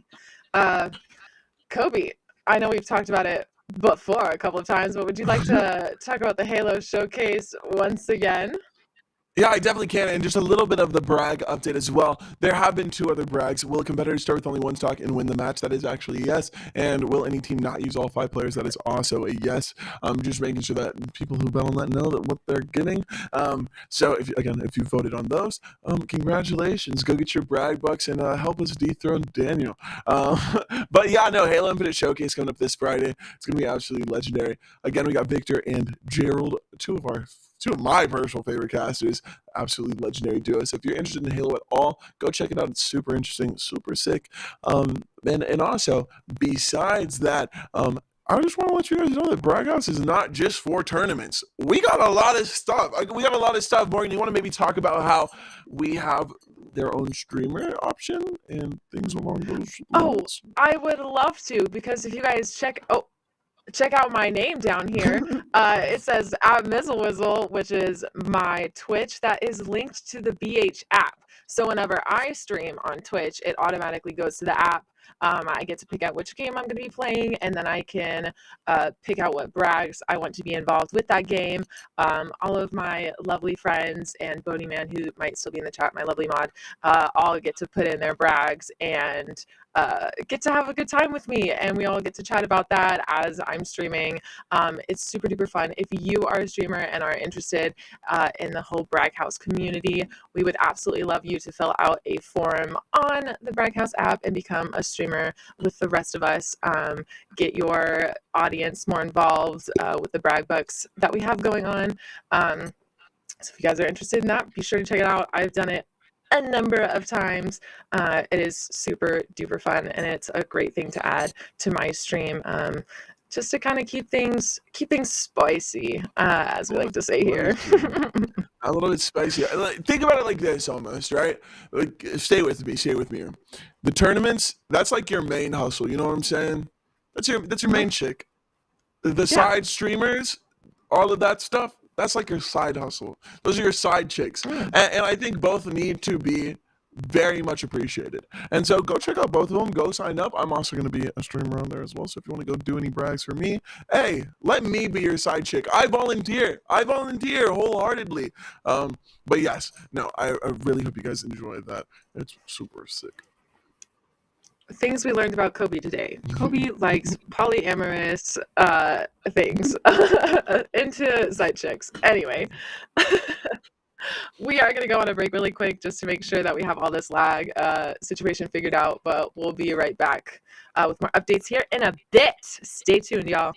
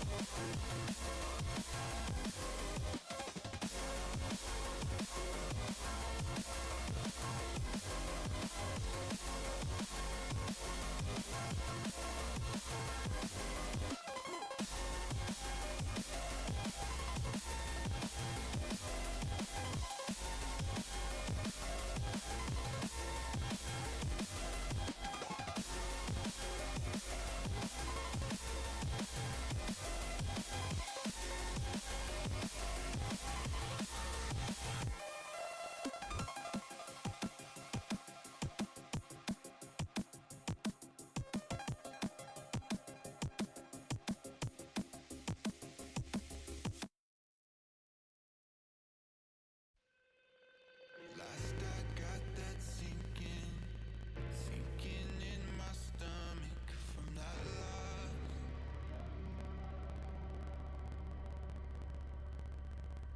Of course it's got me thinking's got me flummoxed from the cause. I just wanna know why some of us are guarded. I just wanna know why some of us are haunted. 'Cause in the skies, all we ever wanted. All of us got distracted by the trees inside the forest. 'Cause I was never ready for this. So can you tell where my heart is? Know me darling for this. So can you tell where my heart is? Know me darling for this. Fast I get those feelings weighing heavy on my heart.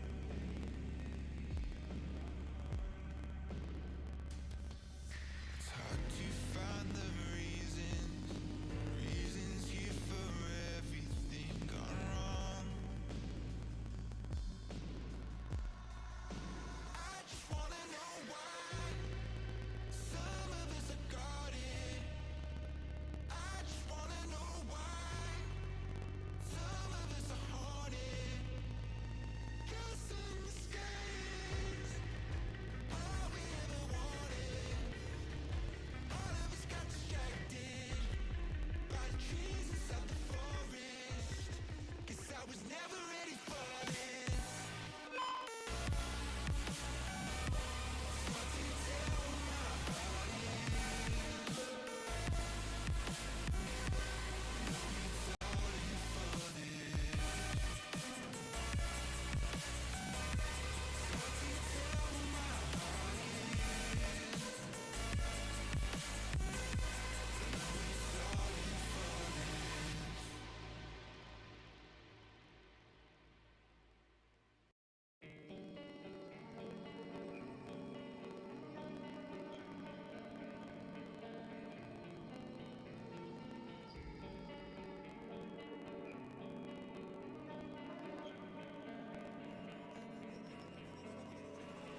So dark and cold-hearted, I'm breathless to say the least.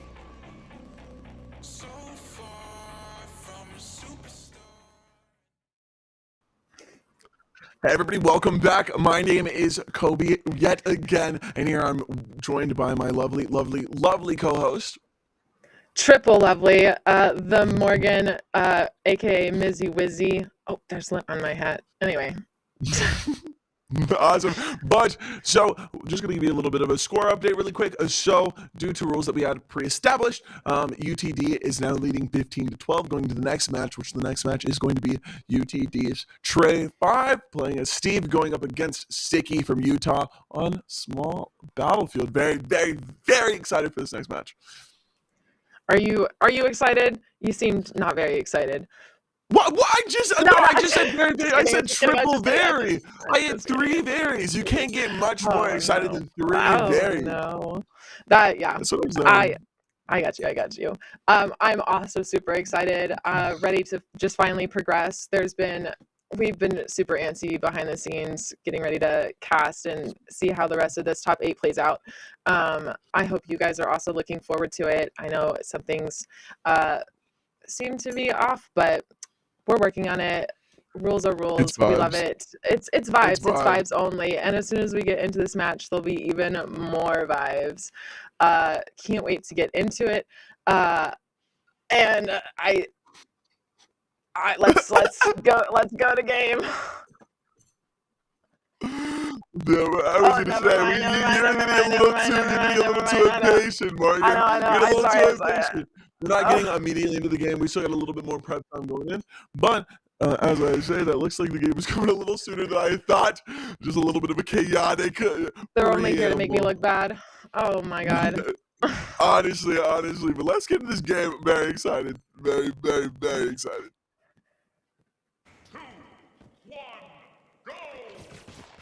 Ooh, and a little bit of Fox action. I really love this. And again, this is Sticky playing as Fox for Utah, and Trey playing Steve for UTG. Woo! Oh, right off the edge. That was a little brutal. Hey, he was Fox vibing. wasn't having it. He was simply vibing, but oh my god, yeah, Fox is definitely putting in some work here. I think this is going to be a really interesting matchup. I mean, I'm just excited to be getting some gameplay here. But Fox, super fast character. He's going to have to make sure that he clears a lot of this stage space, and not allowing Steve too much time to be able to gather up these resources to, buff every single one of their attacks.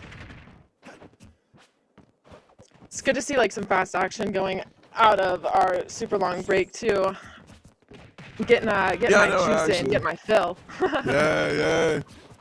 No, definitely. I love coming back to the high octane performances, and really being able to see such fast gameplay. I mean, we really had such a fast. I mean, speaking of fast, such a fast first set. Oh my god, lovely up air connection there.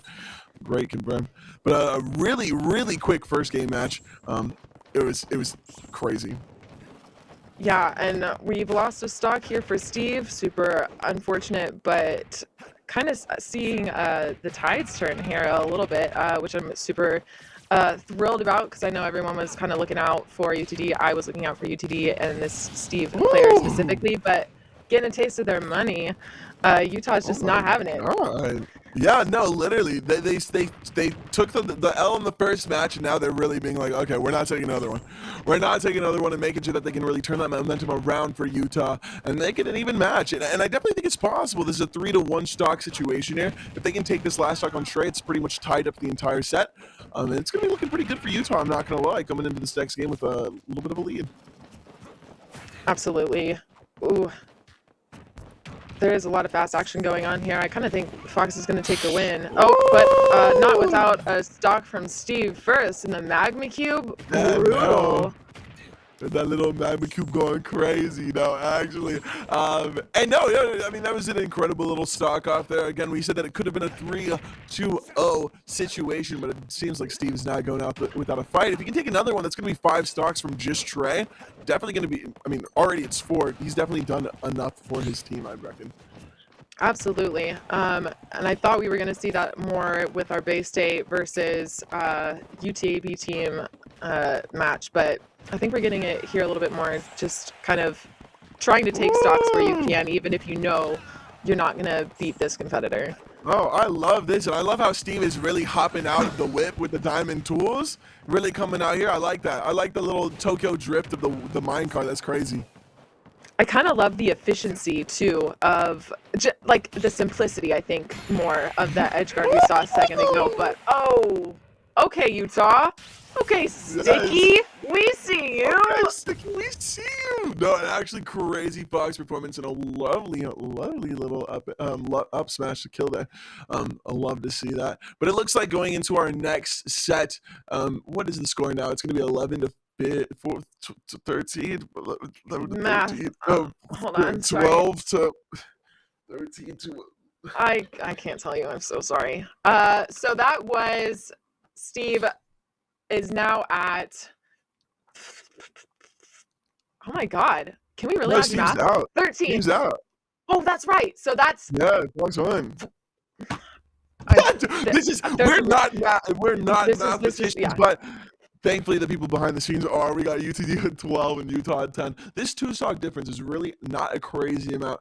They've honestly been able to kind of mitigate that three-stock lead originally from 15 to 13, now to 12 to 10. So we could definitely see Utah continue to push that distance a little bit closer, and maybe even inch out ahead, and see really where this tournament kind of takes us. It could go in anybody's favor.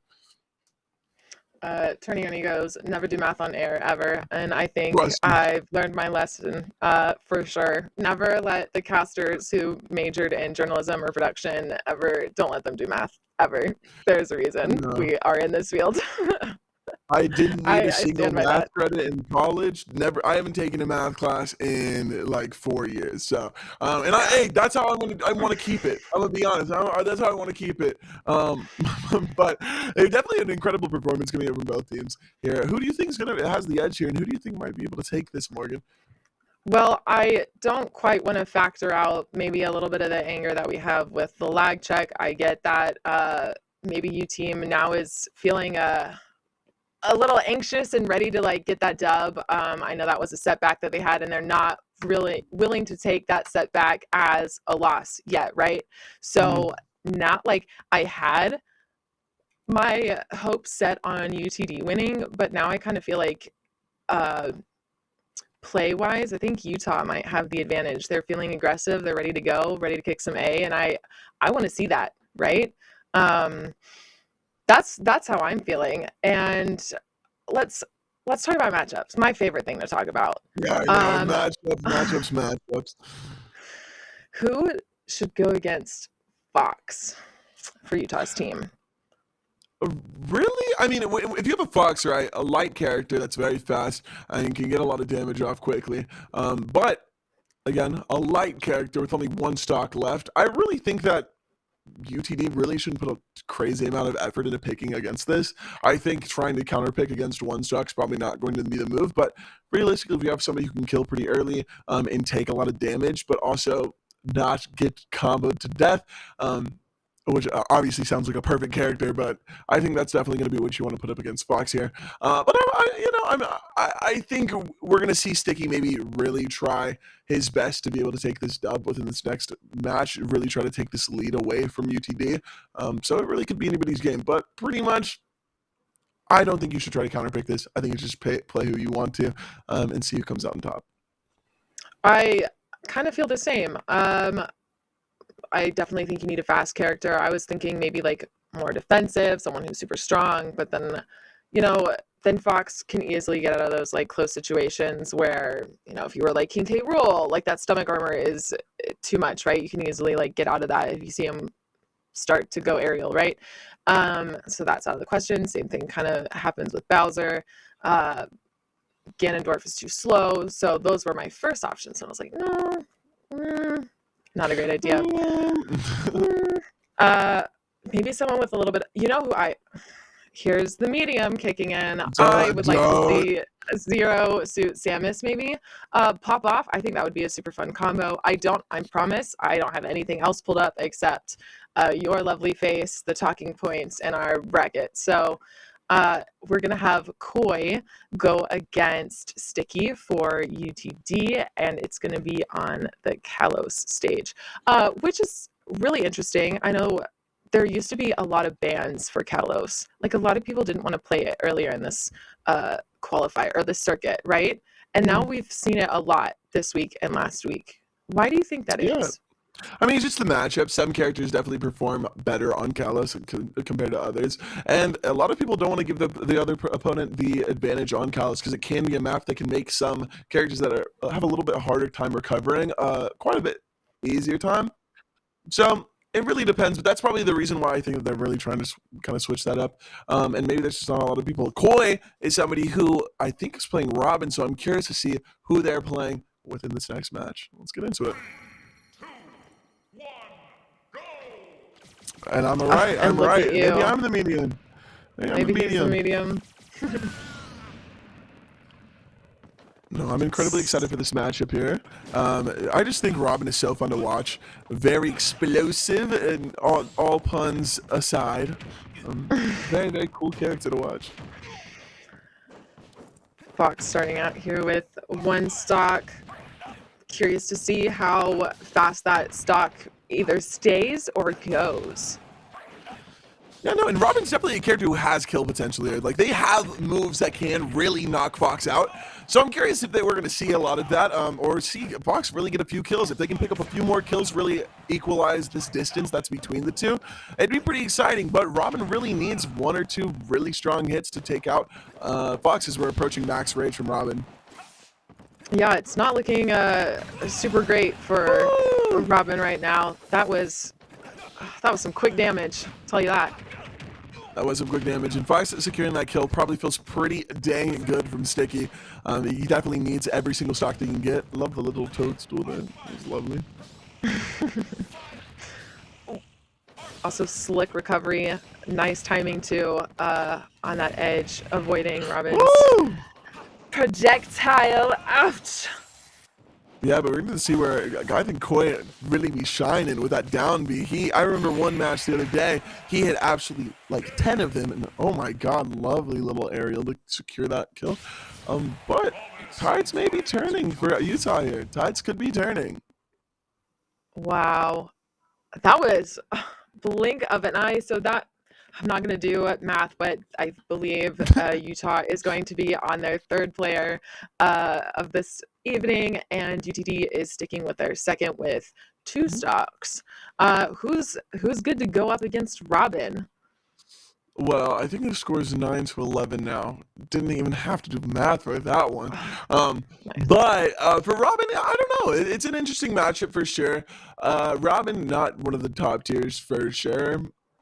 So I really think if you just pick somebody who's just better, it's definitely not going to be horrible into Robin. But Koi is, I don't want to discount Koi. Koi is an incredible player. We've seen him put in an incredible amount of work here during these qualifiers, especially, as I said, his down B game is insane. That guy really be hitting that shit from, like, I think, across the map sometimes. Like, oh my God. But definitely knows how to punish. So I think really the next character is, or the next player should really not focus on that character, but more so on how they're playing it. Really trying to minimize punishes and make sure that they can really get those percentages high up on Robin before they have the chance to heal up with the down B.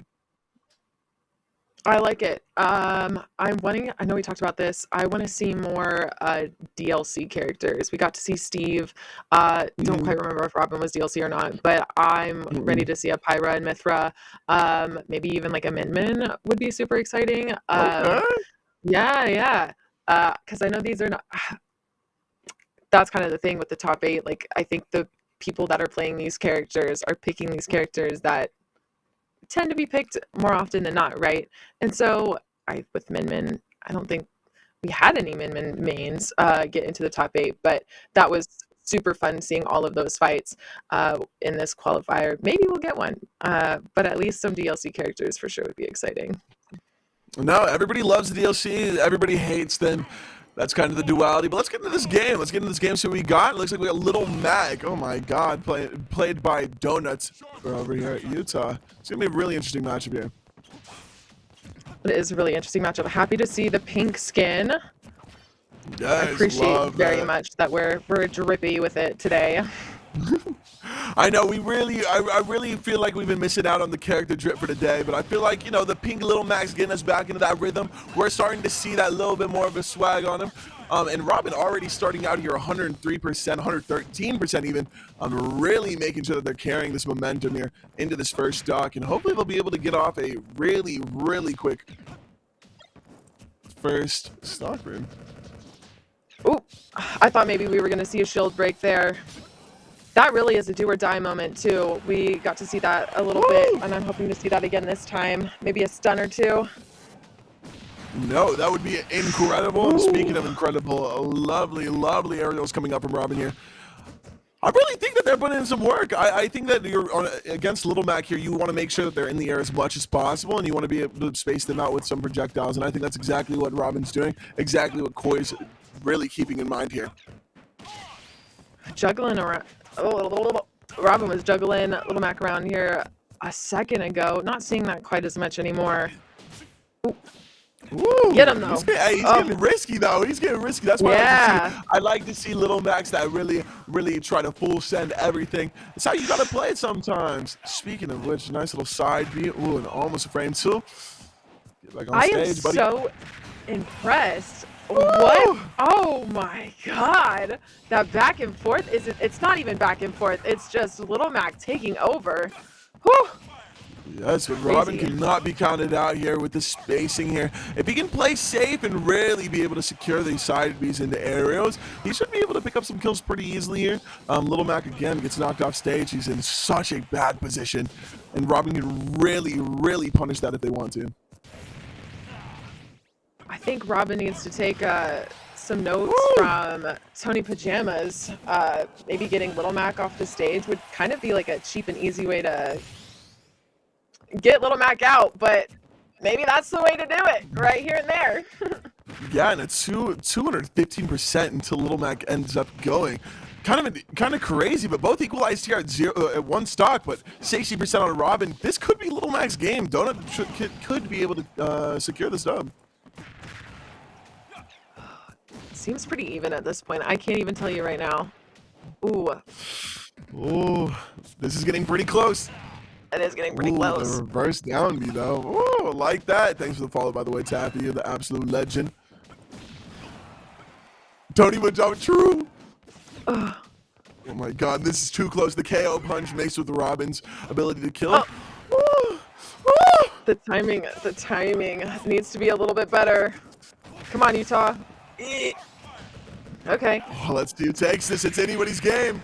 Oh, and there we go with Donuts with the jab, securing that kill. Great performance. Definitely equalizing this playing field. Love that. It's getting super sketchy there towards the end.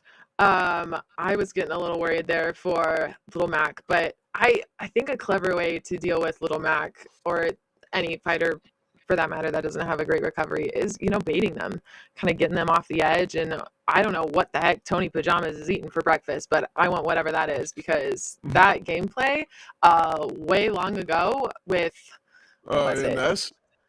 Yeah, just like kicking them off. I don't know. There was a whole thing going on there, and I was just absolutely amazed. And I think that's exactly what needs to happen if you're just going to play with any of these characters that don't use their disadvantage, right, to your advantage. I need to see I need to see a little bit more of that. Yeah, I mean, I don't want to discredit, or I want to give credit to Donuts for really having some good stage control there, especially against Robin, who can be a little bit of a tricky matchup. Definitely being able to maintain that stage control and just full sending it. I love to see it. And it still is UTD 9 to Utah 7. So obviously the points are going down here, but that distance has still not been able to break from a 2-stock lead for UTD in a minute here. And I'm curious if they're going to break that stride a little bit more into the anchor matches and some of the stronger players. Yeah, I'm curious about how that's going to work too. Ready to see some strong anchors, and I know, pretty sure UTD has a pretty strong one that I'm really looking forward to seeing. And someone, Taffy said, "Where's Tony at?" Anyway, we just missed Tony. Actually, Tony was on screen for a hot minute at the beginning of this top 8 today. So kind of crazy, but it was a solid incredible match. Yeah, for anybody who replay button. No, honestly, for anybody who actually missed our first set, because I know there's some new people in here. Speaking of which, thank you for the follow, you Jabroni, absolutely legend, and Utah fan, you love that. But for anybody who missed our first set, it was I think UTA B team versus Bay State, and Tony took 15 stocks for his 2. It was incredible. He pretty much single-handedly wiped the entirety of the B team, which was wild to see. So shout out Tony, absolute legend. I really hope that we see UC Austin B team kind of advance in these loser bracket, and also see Tony Pajamas maybe pop off here in the future. Speaking of bracket, I wanted to give a quick score update just in case we didn't touch on that. UTD is leading with 9. Did we? I think we already touched on this, but UTD is at 9 with Utah having 7 stocks left. Ready to see who is going to go up against Little Mac. What are you thinking? Who do you want to see here? Again, yeah, I feel like I always say this, but it's like, okay, if you're playing a low-tier character, Little Mac is probably one of the worst characters, just statistically speaking, in all of the tier lists. But again, we do have some players like Peanut who have shown that Little Mac can be played on the pro scale. But really, you just throw anybody in there. Again, I don't think you should try to counterpick Little Mac here, especially when they're down to one stock like they are. I think that just the team just need to keep playing as they're playing. UTD is still up by those 2 stocks, so if they just continue to maintain this lead, they're going to be fine for the rest of the set. Again, though, as we get into those anchor spots, though, it could get a little bit more tough, and I don't know UTD's anchors comparatively to Utah's, but I do know that both teams have been able to have the skills to be able to make it into our top 8. So it's going to be very interesting to see how that plays out. You know how we were talking about DLC earlier? I Yes, wanted I to touch on some. I wanted to touch on some exciting DLCs that are coming out. But we'll wait on that. Mario Kart is coming out with their new courses that I'm super excited for. We're gonna see Coconut definitely gotta Mall talk about it. again. Yeah, we'll get into that more here in a moment. But let's get on this fighter Oh, I versus like fighter. this. Oh, Fist versus fist. This is how I like it. The classic 1v1 fists only. I'm very excited to see this.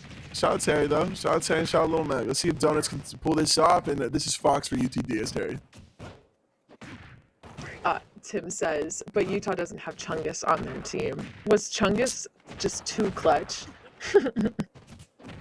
I mean, hey, it is Chungus. You do gotta give respect. You do Chungus. gotta give respect.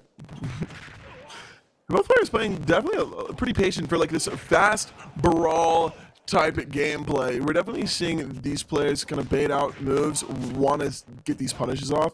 And honestly, I think that's how you're supposed to play this matchup. I think full steam ahead definitely can work, but I definitely think with characters that have such strong killing moves, you really want to be able to set up for those.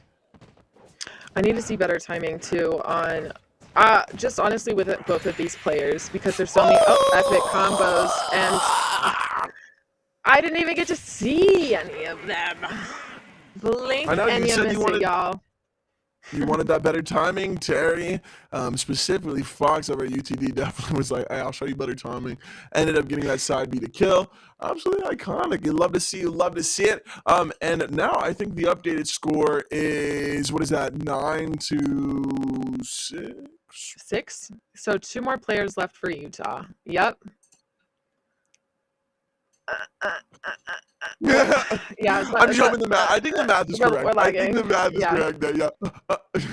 But it'll be interesting now that the lead is kind of grown in size. Obviously, Utah's been down kind of 2 to 3 stocks this entire match, and I'm really curious if they're going to be able to pull that back. I know UTD definitely has some strong anchors. I don't recall Utah's off top, but I'm curious to see them. I definitely am curious to see how they're going to be able to pull this off because it is a 3-stock lead, but definitely not impossible.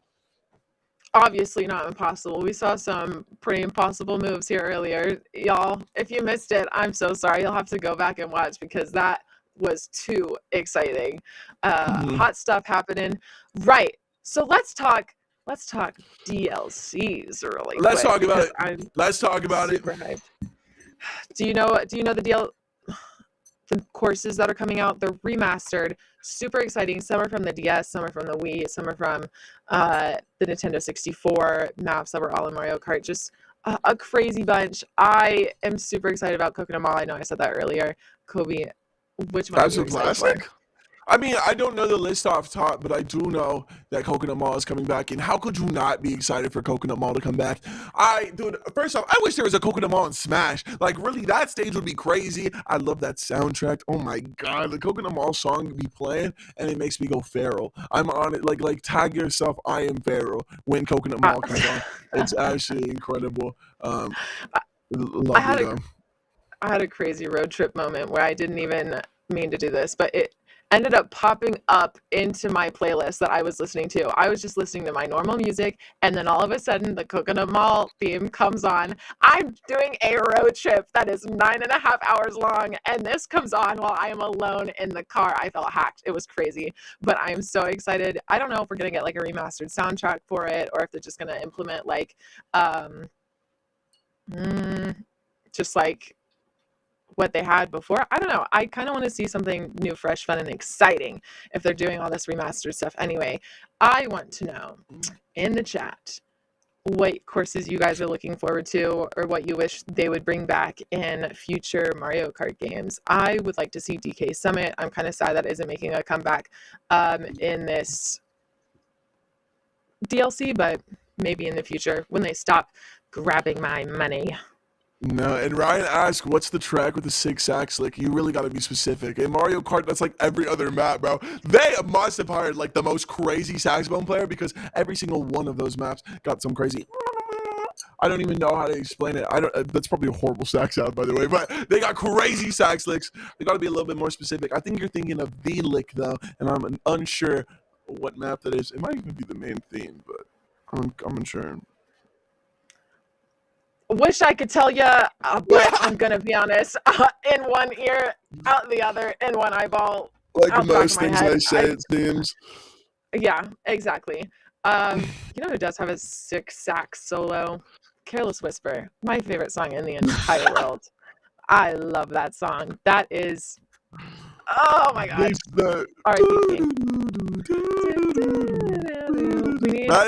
it is pretty iconic. I'm not gonna lie.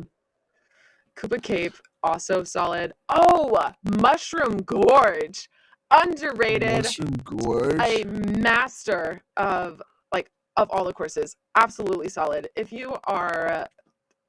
you're anything like me, into the fairy core, into the cottage core, Mushroom Gorge, that's where it was at. That is exactly Mushroom Gorge where was it was at. fire, actually. That actually was a fire map. I was honestly, the map that I always liked the most was Moo Moo Meadows, and I'm glad that Moo Moo Meadows already was in the game because that map is insane. I think maybe I'm just in the cows. I don't know, but they rock. They're sick. It's honestly my least favorite course, but I digress. Here's, we differ in many ways, Kobe, but we work well together. You know what? Yeah, one of us has wrong opinions. Too. One of us has wrong opinions, but it looks like we have Mo playing as Roy here, or Mo Jora to be specific here. God, I do love me some Roy. And this is gonna be a really exciting matchup, I reckon. This does look really exciting. I appreciate that we're all starting off with 3 stocks so that we just got right into it. Damage is being dealt. Super pumped. Yes, Roy is our boy, and honestly, I think Roy could definitely take this if they'd like. I think if there's any character that has the explosiveness to be able to come back for Utah, I think Roy is definitely a great pick. Has so many wonderful conversions and combos. Again, I talk about it all the time, but jab to back air is one of the craziest bread and butters in the entire game. And I don't even think it's true, but it feels like it is. This is insane. Oh my goodness. Poor Roy not being able to make it quite to the edge there, but oh my god. Oh my god. Making sure that they're equalizing that though. Making sure that, hey, yo, you taking me out, I'm taking you out with me, buddy. And immediately coming back into the lead here for Roy. 54% to 22 here. Looking pretty decent. That is pretty decent. Ooh. I think this is a match though where both players are so explosive and both characters definitely can be able to take stocks fast. Neither character is incredibly heavy, so it's really just going to be whoever can get hit harder, faster, which is what I like to see, honestly. There was a really good grab, I think, from Terry just a second ago with Roy coming back up from that edge. Ooh, it's brutal out here. Savages, absolute savages. The savages, and it looks like Roy is really going for these side Bs. They can be a little bit punishing if you miss, but God, they can be effective when hit. I love the stage control from Terry, looking so good. Absolutely. Utah, come on. Let's see some action. There you go. Oh, but wrong side. Come on. I was come gonna on, say Roy. that you were. No, Terry's definitely not going out without a fight here. But I do think that Roy definitely has the potential to be able to take this back. Unfortunately, did not hit the sweet spot there and wasn't able to kill. Ooh, and a lovely recovery from Terry there. Yeah, Roy standing in the wrong spot there, unfortunately. Nice. So I think that was actually a dash cancel to forward tilt, maybe? That was really, really nice. These Wi-Fi tournaments are not doing great things for our visual aid, but wow. Go That crazy. was so hard. That the stream froze. Oh my god, the sweet spot on Roy's forward smash, absolutely crazy. Oh my, I'm telling you, maybe I'm just biased as hell, but Roy is just one of those characters that every time I see get played, I have to root for them. Maybe it's because Roy's our boy, but that is 6-4 in favor of UTD. Again, still with that 2-stock lead. Let's see if this gets broken. I want to see the tides change a little bit. It seems like we've been stuck in this limbo. I want to see which direction this pulls off into. That means we are one player away, though, for Utah to bring out their anchor. And these anchors for this whole circuit have been bonkers. Literally pulling out all the stops. We've seen some crazy link, no pun intended, I guess, but link anchors just to kind of tie up the whole team set, and they have gone crazy.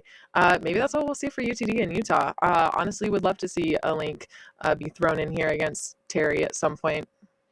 No, and if my memory serves me right, I'm pretty sure Anarchy is a player from UTD, and so I'm really hoping we get to see Anarchy because I remember his Greninja gameplay was absolutely incredible, and I love watching Greninja, another very fire character. So let's see what goes on in this next match because I want to see that Greninja come out. I don't know if they're gonna throw him in this early, but if I get to see Anarchy play, I'm a happy man. I'll die a happy man. I am so excited. Good. That's good to hear. Vic redeemed a stretch. We can do one really quick. Hopefully the chat joins. If you feel like, checking out these, you can't even see them. I'm These wearing a black guns. shirt, but yeah. Yeah. Gun show, baby. I'm giving them a gun show. It's all right. Yeah. Anyway. I know they like what they see. Don't worry about it. Yeah, exactly. The fire combo. It's the looks and the commentating. Yeah. Okay. Yeah. You can't say that and then mess up the sentence. Like you can't be like, oh yeah, everybody comes here for the lossless performance, and then you completely losing it. It's all a part of the act. It's all a part of the act. They don't need to know. Anyway, Kirby. Speaking of fire players and characters in Smash, Kirby is going on 30, which is a great punny headliner. If anybody knows that reference, hats off, applause. You grew up well. Great movie taste. Anyway, I hope to see some Kirby action. I don't know if we're gonna get any. I don't think these teams what do you mean you hope not? I hope not, dude. Ciao. Anyway, moving on. Let's get into this gameplay. I've lost my train of thought. Let's just get into it. Shout out UTD's Mars playing Pichu here against Mo Jora for Utah as Roy. And oh my god, I think this is a matchup that we've seen before, and it's one that I love. I actually love this matchup. I'm not too sure who it goes to, but it's a fun one to watch. Very fast-paced, very explosive. It is very explosive. Happy to see a Pokemon on PS2 as well. I like how this works. Very on brand. Very on brand. We're seeing some love for the comments here in the chat. You already know that we have the Utah lovers in here as well. And Roy definitely picking up some early damage here. And on Pichu, every single hit that you do is going to lead you 1 inch closer to being able to get that kill off. Speaking of. No, actually, I need to discuss how well Roy is doing these dash cancels into forward tilt because it's definitely giving them in a position where it's not as risky as dash attack. It's not going to put you in as much of a disadvantage, but you're going to be able to take off a lot of percentage and get a lot of knockback if you hit that sweet spot. Oh my god! Whoa! Little head dive here from Pichu. Taking some A. Woo. Mars felt that. Mars felt the disrespect from that forward tilt and was like, nah, not happening again. Ran off stage, had to get that down air into a spike. Oh my god, that's looking nasty. Looking scrumptious. Oh, Lord. Anyway, so now that means we're going to get our anchor that we have been absolutely dying to see from Utah. I want to say it's going to be a Link character, but I don't know. Maybe that's just because Majora has just been playing, and that reminds me of Majora's Mask. But yeah, hey, what can I say? What can I say? Never played any of the Legend of Zelda games. Fake fan, I know, but also love all of the characters in Smash. I don't know. I've been meaning to play Breath of the Wild. I live under a rock. It's a personal issue. Oh no, we can tell. I can tell. It's all right. Maybe go to therapy for that. Get your, the deep-seated issues out. Make sure you can play the Legend of Zelda series because oh my god, they're incredible. Play it on stream. Hey, I'm not gonna support emulation, but if you can find a way to get it, you know what I'm saying? Hey, get it. And I think right. there's free ways to get it. I don't know any, obviously, but like there might be some out there. Oh man, I should not have said that. Whoopsies. Guys, Yeah. it's fine. It's okay. It's okay. It's not that big of a deal. Please. Sorry. It is, yeah. I just Yeah, log out. bands, Imagine. Yeah, you're just doing this on your own. Sorry. Solo commentary. Let's go. That's what I wanted the entire time. Let's go. Finally. Why am I even? Oh my lord. I'm just here for the comedic relief. Just someone everyone can like gang up on. But that's fine. It's Well, whatever makes y'all happy, I guess. Anyway. Crack house punching bag. I don't want that. I'm gonna move on. So I want to talk about Kirby. Kirby going on 30. This is super duper fun because Kirby is getting a concert in Tokyo sometime in August. I think August 11th. This happened for Kirby's 25th birthday as well. It wasn't. I was around. I guess I technically was alive for that. I just don't remember that ever happening. But it's going to be streaming 5 years everywhere. ago? Yeah, 5 years ago. I know. I think Math you were is alive. obviously not my. I think you were alive 5 years ago, believe it or not, Morgan. It's the train of thought. It's my brain doing all the things and saying words before I even know I'm saying them. So it's, again, personal issues. We're working on them. So anyway, I'm super excited about Kirby turning 30 because we're getting Kirby's Forgotten Land literally in 10 days, which is, I hope you guys are going to be getting that and having fun with that. Did you ever play any Kirby games? I did play a Kirby game, y'all. Please don't hate me that much. I have played Superstar Ultra, which is absolutely gas. If you haven't played it, I think it's a DS remake of maybe it's the 4th game in the series, Superstar. I don't know, gas game though, super sick. Speaking of things that are super sick, let's talk about our next matchup coming on, which is going to be UTD's Mars, as we just saw playing Pichu against Utah's Yanak. Going to be playing on small battlefield. I'm pretty curious on what's going to come out. Morgan, the medium, what do you think Utah is going to pick on for their last play? I'm still with the Link, but against Pichu, I think I might want to see like Lucas or Ness. I know we've already seen them, but I think kind of like the same playing style would kind of maybe draw out more fun combos and I don't know, more avoidance. I don't know. I'm still ready to see a Link. But we got Palu instead. Palutena, one of those characters that absolutely dominated the metagame once the game first came out alongside Peach and Pichu. So very interesting to see how these two old greats are going to perform against each other. Honestly, if I had to pick here, I really like Palu, but I'm just biased as hell because she is so cool. Honestly, this seems like a strong choice for an anchor team or an anchor player for this team. Hopefully they can kind of live up to that. They've got 5 stocks to take from UT Dallas. Yeah, I'm curious how we're going to see this play out because I would say that Palutena's aerial game is what makes her really strong. One of the reasons why she's very strong, that neutral air is absolutely devastating. Oh my god, the down tilt and the forward smash off Peach was absolutely crazy there. I like that little trip. Oh! Ooh. Actually, not looking nice. I know, I was going to say, maybe not looking too good for Utah over here. Pichu is taking it over. There's only a 3-stock difference here in terms of the entire squad, so oh my god, but these Pichu's combos, oh my god, the spike up the cloud? Oh my god! Disgusting. Mars is not going out without a fight. They're in it to win it, and hey, I can get behind that. I appreciate it. UTD is looking scary, and that's the whole point, baby. No, that's the whole point, baby. No, it definitely seems like Mars did not want them to be able to come back at all. They definitely want to make it the possibility so much lower for Utah to be able to squeeze out a dub here. It seems like that might be the case. 1 stock to 5 stocks is a big gap here. Ooh. Hey, but they're closing it. 3-stock difference. Yeah, Utah has the stream going on in the background. They said, we're looking bad. We're looking bad, y'all. We got to make up for this. But too bad. So sad. Game. That is Utah's loss. So UTD will be moving up in the bracket. And congratulations to the Comets, and congratulations for Utah. It's definitely still not out of it yet. We still do have a losers bracket going on, but Utah played absolutely amazing. I'm going to be very interested to see them play in the losers bracket, see if they maybe can crawl out of it. But UTD, absolutely amazing performance. We didn't even get to see their anchor player, Anarchy, if I recall correctly, and I'm kind of sad. Again, I love to see that Greninja come out. I'd like to see that pop off. Oh my god.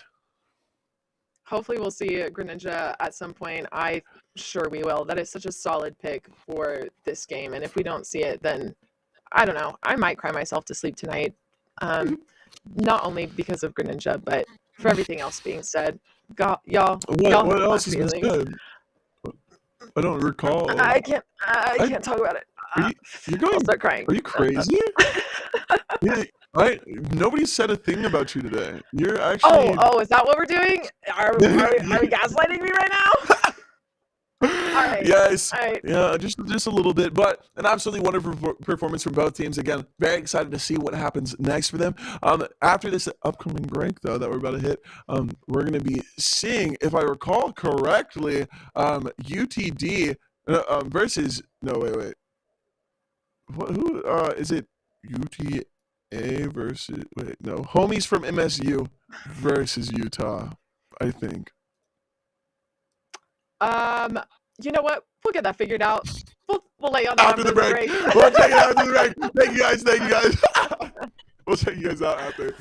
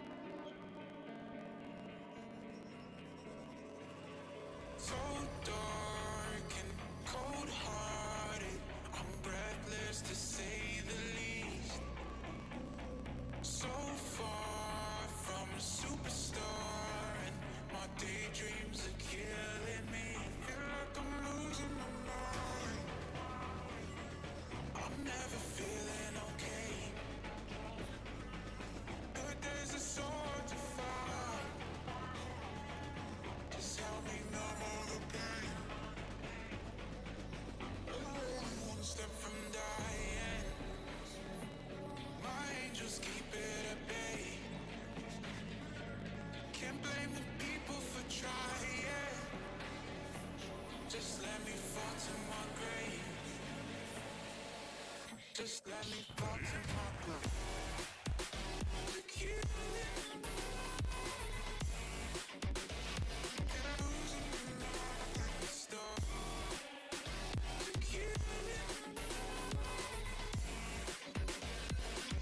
Just let me fall to my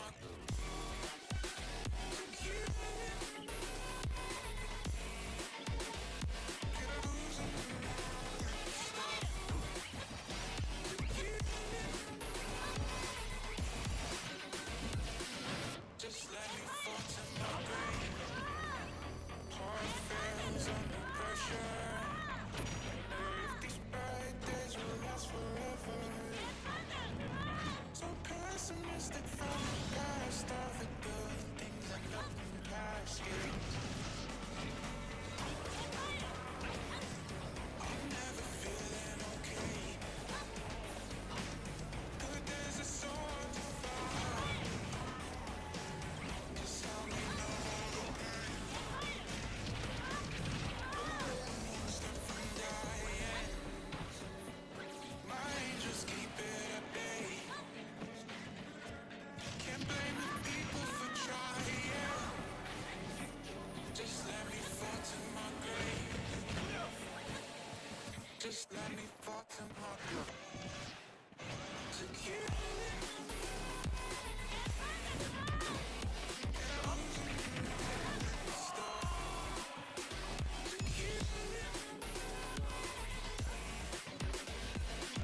Just let me fall to my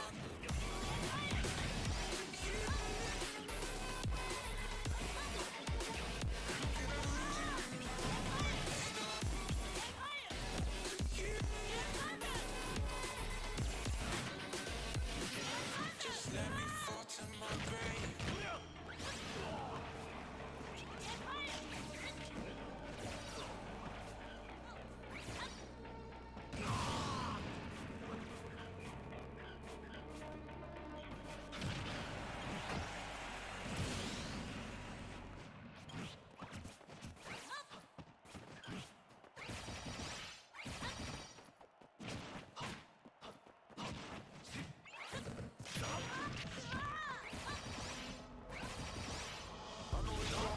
Too fast, I'm missing days that we chillin' out loud. Put in the jungle, it all passed. No, I need to go back. I had no worries, but always had plans. Only thing I did was dig out the trash. Now I'm still part of the line. Hard to get up as I work on my plan. I need inspiration, don't need no validation. No more medication, just try some meditating. I don't need you to save me, feel like all of you hate me. Everything's been so hard with all the situations lately. I just need to know the way.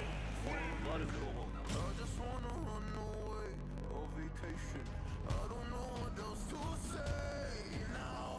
I just need to know love.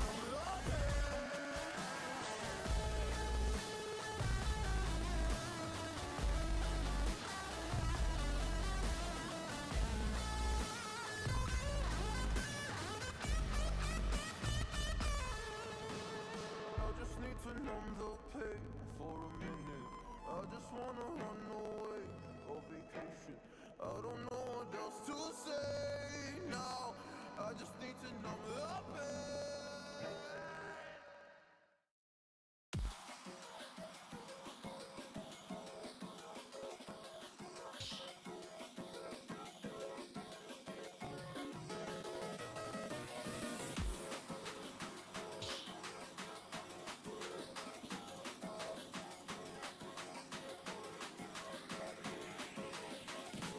Giving up, letting go. Times we might feel compelled. Looking down from the heights that we have built all by ourselves. And there is fear of the unknown, but we cannot lose control. When we feel like the world is against us, we're trying to find ourselves without the defining words. We can no longer hold on to what only makes us hurt. We cannot sink into the dark. The vertigo is getting sharp. There's something greater than ourselves that we must reach for.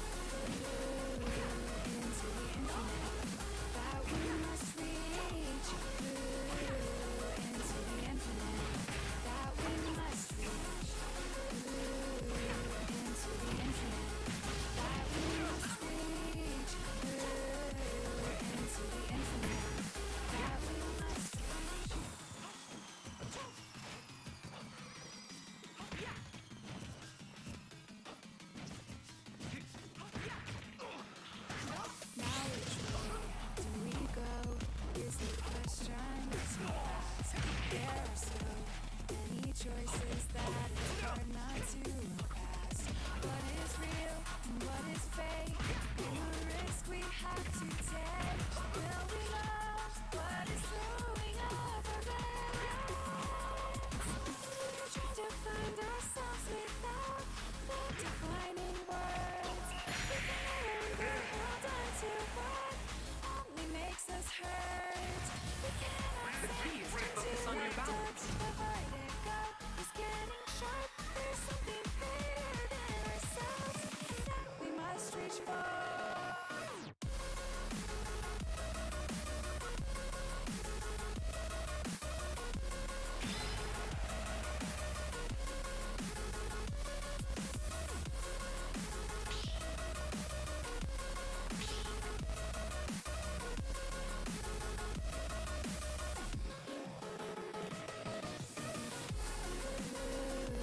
Into the infinite that we must reach. Into the infinite that we must reach. Into the infinite that we must reach. Into the infinite that we must reach.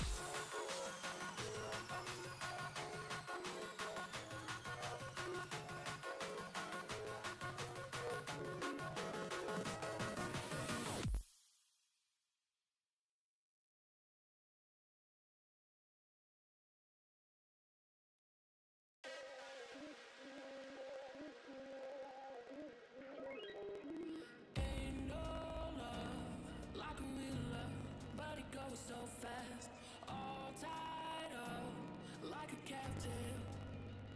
I'm on to you. Used to pay to my love life, standing on rainbows, playing it cool. I haven't felt this in ages, and I've no more patience. So won't you please stay a bit longer? You're making me stronger, making me stronger. Stay a bit longer. You're making me stronger, making me stronger. You need stronger.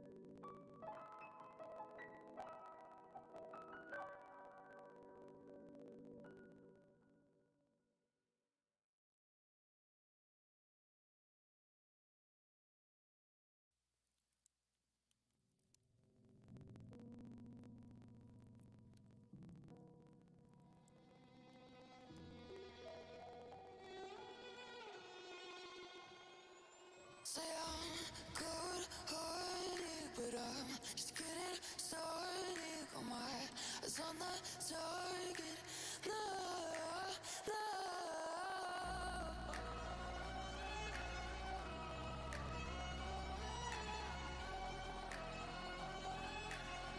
Till the battle's won, till kingdom come.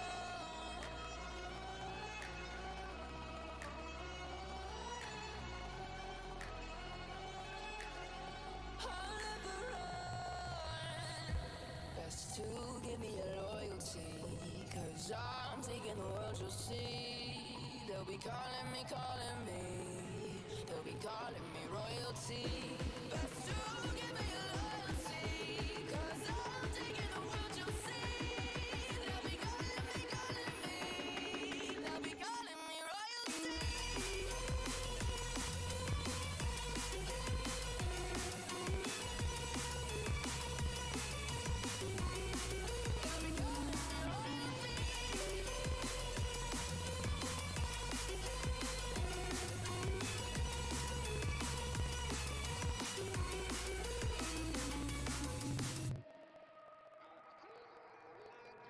They say I'm dangerous 'cause I broke all the cages. No, I won't stand and take it.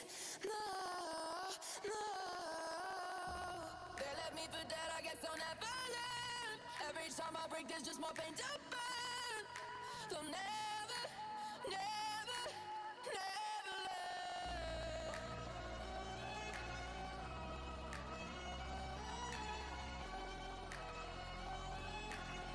Till the battle's won, till kingdom come.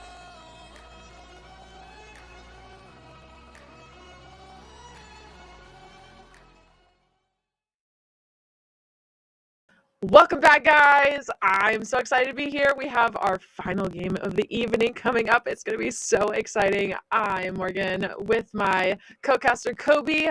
Kobe, can you tell us about the tournament format really quick before we get into these? Yeah, I will this say next that game?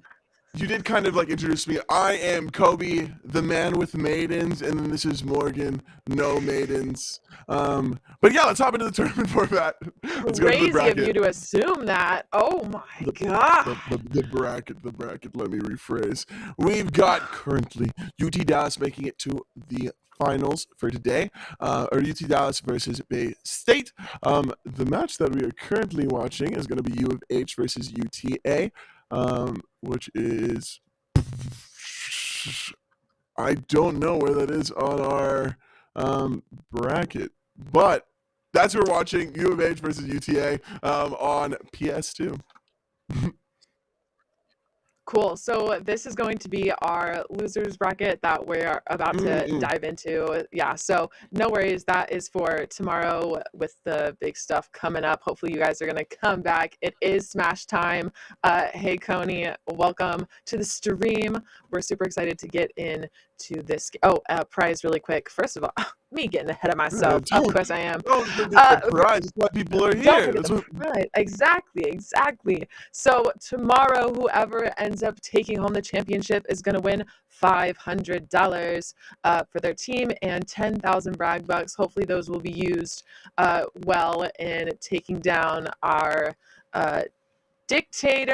not dictator, that's the poor choice of Dictator. word, but leader in the leaderboards, which is Daniel. So we've got Daniel, Super Sailor G, and Victor in our top 3.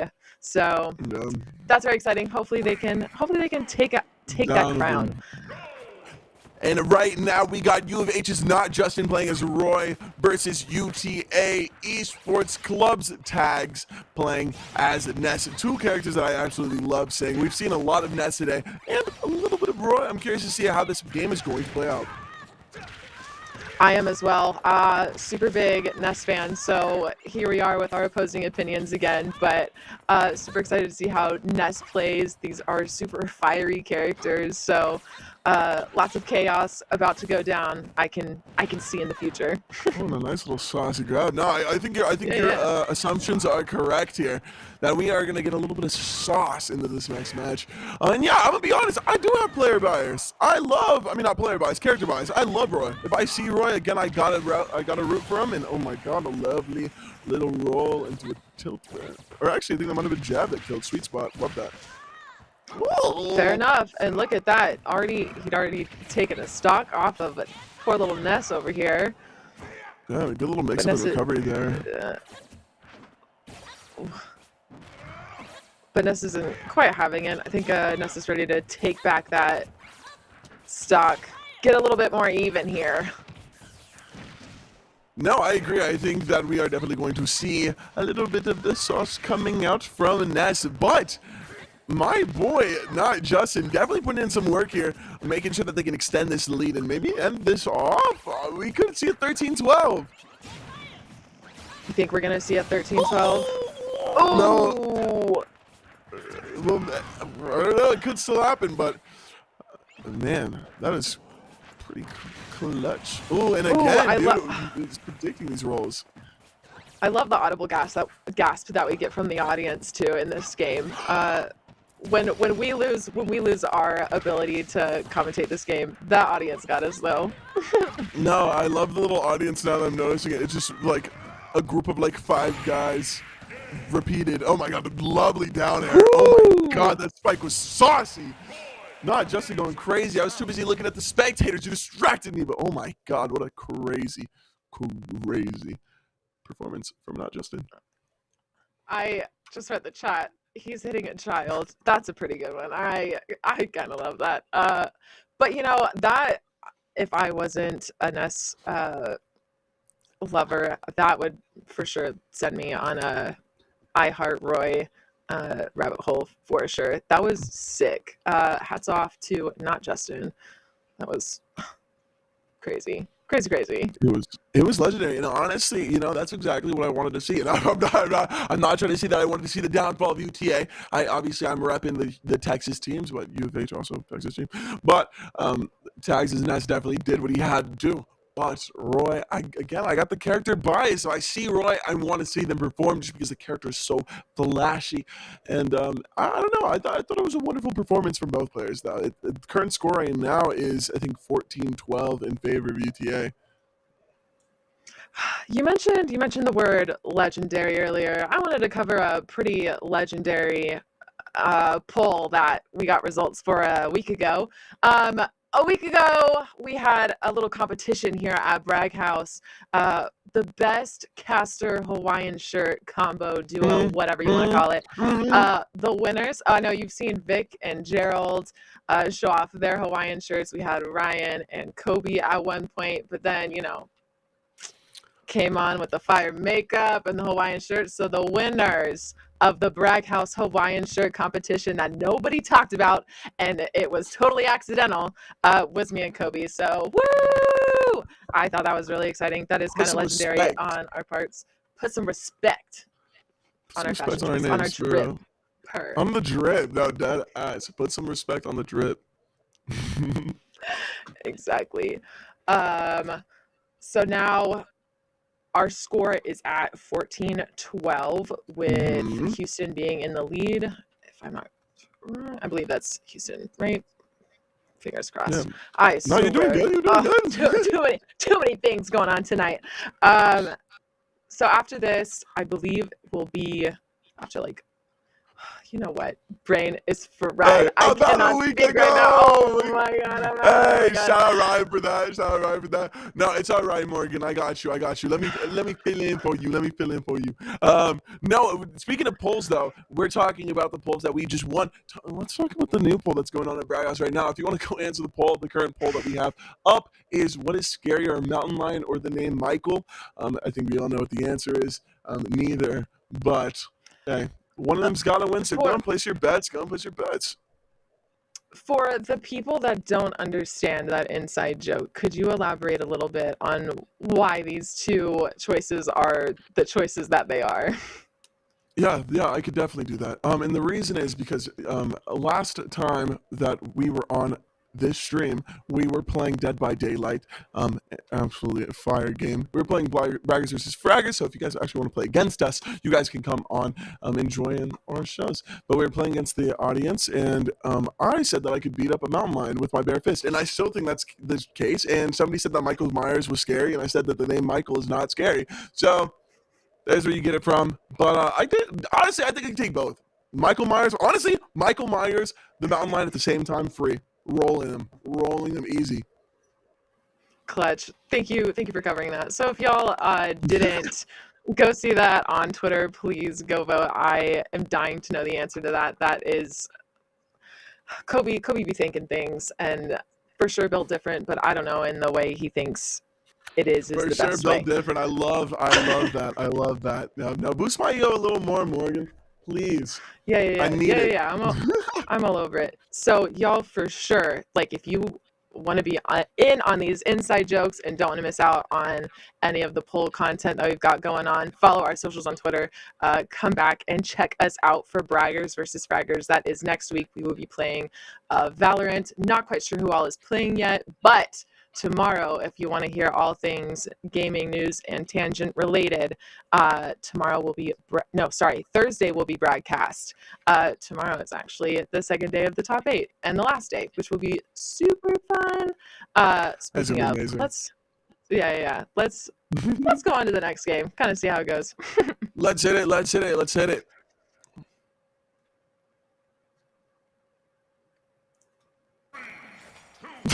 Go. No, and don't forget to put on your channel points. Who will win? I know that we got Jay Grids over here going all in on UTA Esports. And Coney, yo, chill out. I would rock Michael. Easy. We've got Pyra and Mithra against Roy. I told you I wanted to see some Pyra and Mithra, and I'm getting it. How exciting. Yeah. This is the first time that I think I've seen Pithra been playing in this entire tournament, which is incredibly surprising, as Pithra is probably the best character in the game right now. At least a lot of people are assuming that she might be, with a lot of really big pro players picking her up. But oh my god! Not Justin is not making it easy with that down air. Oh my god, wonderful spikes. We got Davey, by the way, for UTA playing Pithra Mithra Pyra. Oh my god. You had it. You were saying what, Mithra earlier? I kind of liked that. Just a short and sweet way of saying Pyra and Mithra. We'll keep up with that. But Roy is absolutely destroying Pithra over here. Not Justin is just juggling these characters. Insane. No, absolutely going crazy. And Coney, that's every single one of our tournaments, baby. Literally. I jest. But we are seeing a lot of aggression coming out from Roy here. He's definitely going to have to play safe around Pyra here, because Pyra has such good kill potential. And as you see, it was definitely used to great advantage to be able to pick up that kill. Yeah, I don't know if we've seen any character change yet with getting a Mithra out here, but Pyra is definitely the way to stay if you want to get that kill. Unfortunately, she got one. Yeah, and that was a lovely. I'm pretty sure there's a sweet spot back air from Roy coming out. Oh my god, looking absolutely crispy. But Pitha really going in crazy here, yo. Davey is actually putting in the work. Maybe he could even pick up the kill here. Honestly, I feel like this is going to be, like, we need 2 more hits. This is Morgan the Medium coming in. 2 more hits, and then it's over. I'm counting that as one of them. Oh, Hey! Oh my god. Okay. I will say, Morgan, that was pretty impressive. Wonderful performance from not Justin being able to get that forward smash to kill off stage. Oh, definitely such a good move to punish those recoveries, especially if you know they're going to jump like that. Wow. That was nuts. Shout out Davey, though, for coming in here and putting in work and knocking off a stock. And once we get the updated score, I can get you guys posted on what the bracket is looking like in terms of this set. I'm composed now, but that was actually insane. That was so crazy. I actually just forgot what happened. No, I didn't. But okay, so that means Houston is going to be moving on, right, with 1 stock left, and we get to see who UTA pulls out of their back pocket. I'm wanting to get to the point where we get to see more anchors, and I want to pull a really strong one out here now that we're in the losers bracket, and hopefully seeing a little bit more equally ranked players. I'm ready for some strong last minute moves, right? Do you think we're gonna get something like that from these teams? I think we're gonna get the Yeah, money moves. yeah. I think in the losers bracket, you gotta come out with everything, with the guns up blazing, and I think that's exactly what we're gonna be able to see here tonight. If you're in the losers bracket, you know what? It's double elimination. So in the first half, you know what? Winners bracket, I could see you getting a little bit like, okay, I don't mind. I don't care if we lose this. We got losers bracket. But now that you're in losers bracket, you have to win, or you are cut Yeah. from the entire tournament completely. So I could see that they're definitely gonna have to, start pushing the pedal to the metal and really start to put the heat on the competition here. Pedal to the metal. We are Yeah, really pedal to balling the with metal. these phrases. That was sweet. I liked that Okay, a sorry. lot. I honestly kind of want an update on the poll that's happening on Twitter right now. If any of the Oompa Loompas want to hit me up with Mhm. that stat, it would be greatly appreciated because I do want to know which is scarier. I voted Mountain Lion, and that was not everyone's pick, which was a little shocking. I think it was only 20 to 80. 80 being Michael, the name Michael being scarier than a mountain lion. Little Hey. questionable, but I get it. Michael's terrifying. Michael is terrifying to most people, not me again. Not scared by it. It's what happens. It's what happens. It's what happens. But going into this next game, because I just saw your medium abilities really get put to the test there, and that was actually really, really, really impressive. But who do you think maybe is going to be going into not Justin here this next game? I don't know if I'm playing against Roy. I honestly might use another Fire Emblem character. Like seeing Lucina come out would be pretty interesting. Maybe even like Cloud, something along those lines. Speaking of characters coming out, we can talk about Brags because I know there was one on there about someone playing Lucas. We are coming down to the final games where someone can pull Lucas out of their hat. I don't know if it's going to happen though, but which of these teams will advance to the second half of the top 8? Which of these teams will fall into the losers bracket? And then will a competitor start with 1 stock and win the match? I want to say we have answers for all That of one's a these yes. now. Yeah. But we still have some time for Lucas, and I think UTA Esports Club, that one was answered. So number 2 is finished. And then which of these teams will advance to the second half of the top 8? Bay State. Yeah. UH also falling into the loser bracket, so multiple answers. Hopefully y'all are getting some brag bucks back. Taking over Daniel. This is what I like to see. I know Super Sailor Gary was up there pretty close, and hoping they are getting that cash out tonight. You know what I'm saying? No, that's what I like to see. I think Super Sailor Gary is the anime protagonist of the entire journey that is Brag House versus the super villain that is Daniel. He's in his villain arc for sure right now, and we have Super Sailor Gary, the person for the people, rising through those ranks, the hero that we do not deserve, but the one that we need. And I really think that's how I like Super Sailor Gary being, I'm coming, devious face. That's what I like to see. That's what I like to see. Hey, I think tomorrow we need to see your anime wig. I'll put on my anime wig. I need Morgan Kuhn in my lower third. I need to see oh my God. Kobe-san in your lower third. my. It's gonna be crazy. I was pointing in the very wrong direction. It's all inverted. Whatever. It's all right. Anyway. Yeah. It's all good.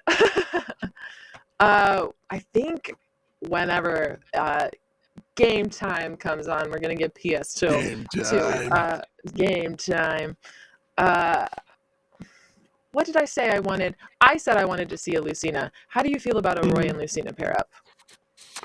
Honestly, I don't think it's a bad matchup for either. I don't know what the actual spread is for that, but both being sword characters, I mean, if Lucina can really use her extra bit of range to keep Roy on the bay, you're going to be able to really outspace and do well there. But Roy, again, has some really nice bread and butters like jab back air that can kill incredibly early. Side B on the edge of the stage definitely kills early.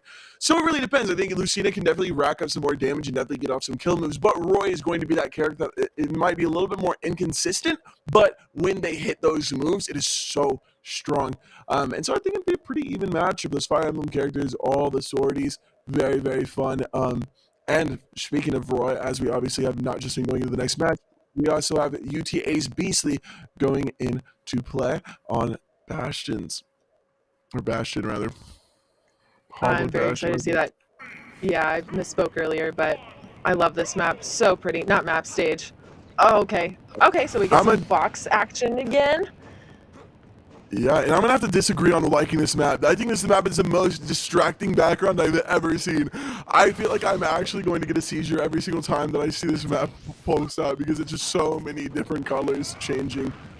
But oh my god, a lovely safe uppie. 2 lovely safe uppies. Super big into pretty colors, so it vibes with me. I rock with it. This and Town and City are my favorite stages. Okay. Getting caught in the up tilt blender here. Now Justin definitely gonna have to put in some work. Already has first team, but let's see if he can get just 1 or 2 more stocks on the lead, or even at the best 3. Fox is definitely not letting up on him. Beastly going crazy. Oh. Well, he's fishing for those up smashes, and I see why. I'm hoping to see some grabs here. Oh, easy money. Yeah, and a okay, nice Roy, little see you forward later. smash. Yeah, nice little forward smash from Beastly's Fox there.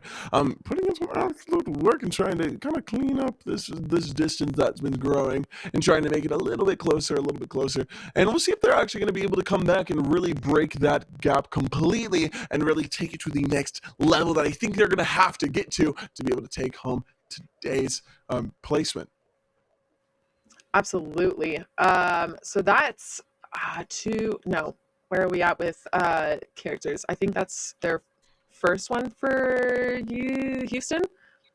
Their first character that they've fully gotten rid of their stocks, but 2 for UTA. I should not be doing stats anymore. I'm done. Brain is no, it's not letting awesome. me do I can that. just sit back and just kind of watch you crash and burn. It's lovely. No, Morgan, I think you're doing great. Thanks. Lovely. Oh my goodness. Truly. You know what? I've always said that I'm your biggest supporter here at the company, and I think that still reigns true. Houston is on second player. Thank you again to the Influences in the back. They always have my back. Everyone at Bragg House. I know Kobe doesn't seem like it, but all of y'all have my back. Appreciate you. Shout out to the production gang. Just wanted to throw that out there real quick. And UTA is on their third player. Clutch. Love my team. Anyway. Love my team. Yeah, speaking of your team, who are you going for? Are you going for UTA here, or are you going for U of H? I'm kind of leaning towards U of H for no other reason than I have a friend named Houston, and I'm just biased in that way. That's all. Fair yeah. enough. How are you feeling? Who are you rooting for?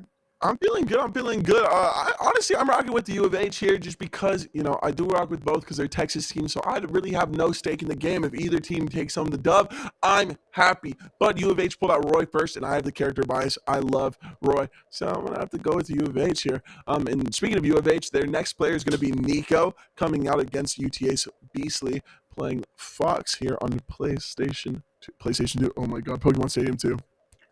Every time I read that, I also read PlayStation 2. Yeah. You're not out of the loop there. So that also makes me feel good that you're crashing and burning just as hard as I am. Love that. Speaking of games, we are going to go into that really quick and hopefully get our gears working. We feel on some action, right? Yeah. No, actually. Oh, and we did actually get to see a Cloud here. And, I like that. Fox and Cloud, some OGs. Love to see it. I love being able to predict these characters that are coming out. Oh, yeah, no, it's crazy. It's almost like it's rigged, but it's what else. I promise I'm not. Oh, this is getting fast and furious. This is what I've been dying for this whole day. Hold it. All right, I'm done. No, but we are seeing some crazy gameplay here, though. They are playing incredibly fast-paced, and I think for a combo like this, where you have Fox versus Cloud, you are going to be seeing that. Unfortunately, Cloud misusing his limit a little bit, but you know what? Charging it up all the same now, and just trying to put a little bit of extra percentage on. But Fox can really kill early with those up smashes, rather. And so I'm curious to see if we're going to be able to see some fishing from those coming out. Can you elaborate? Oh! On fishing? This is terminology Fishing. I don't think I have ever heard in my life. Just like, how do I put this? Like baiting out something so that you can use a move to punish. You're kind of fishing for it as a second. And Cloud getting that first kill. Lovely to see. Lovely to see. It's quick and fiery, but also they're getting defensive. They don't want to get too close. No, definitely trying to play a neutral as fast and as slow as possible. I think it is you have to keep up with the fast gameplay here because Fox is one of the fastest characters in the game, and Cloud just has such great moveset that covers so much range.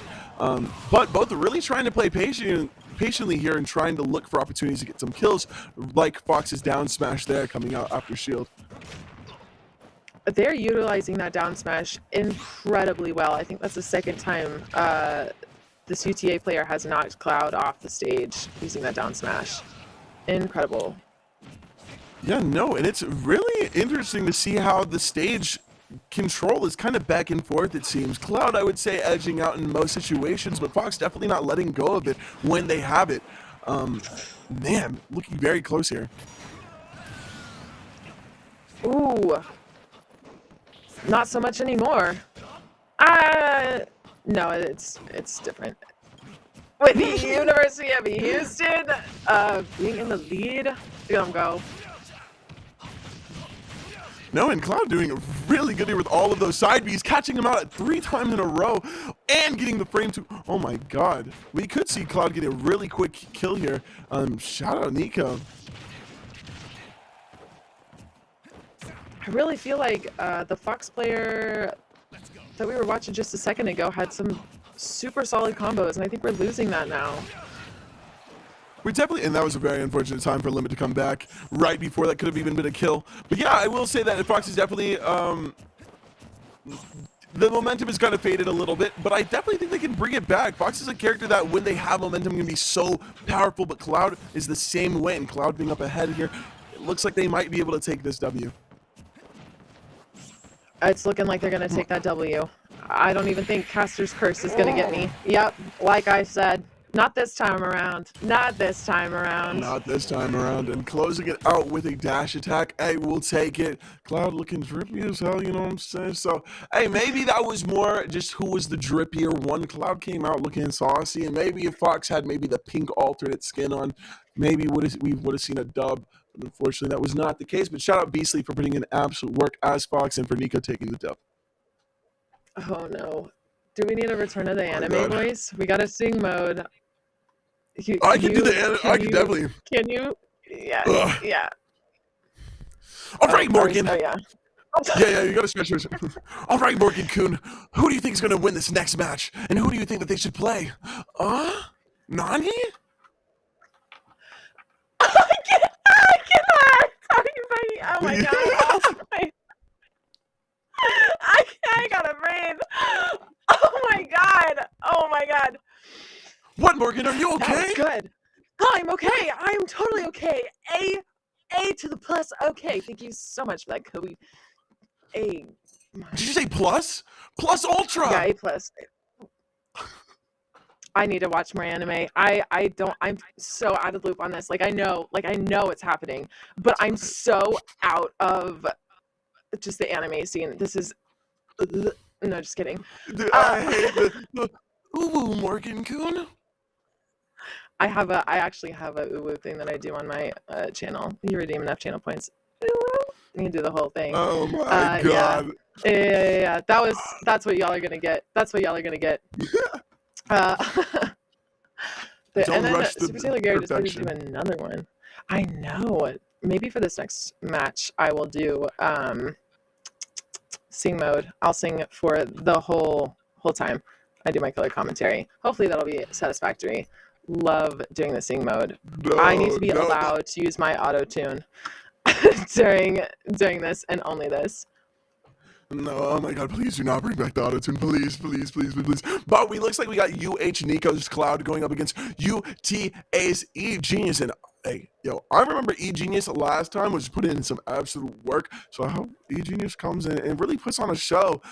They were going absolutely crazy as Little Mac. And so we'll see if they come back and continue to put on that work, bro. That anime protagonist energy is what we need for this finals of the night. That's what I'm ready for. E-Genius, I just remember it. That was so good. Okay, maybe my money is now on UTA because I really liked the way E-Genius played with Little Mac. It was so balls to the wall gameplay. That's how I feel about it.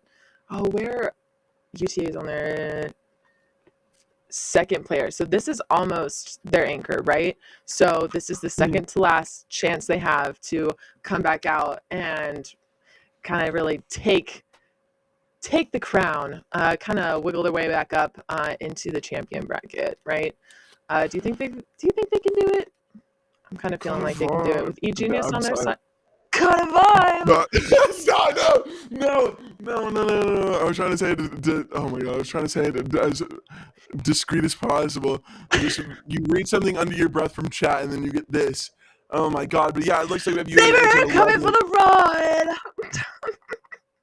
We have U of H at 11 and UTA EC at 6. Let's get into this next game and see what happens. Can they close that gap, or are we going to see U of H take it away?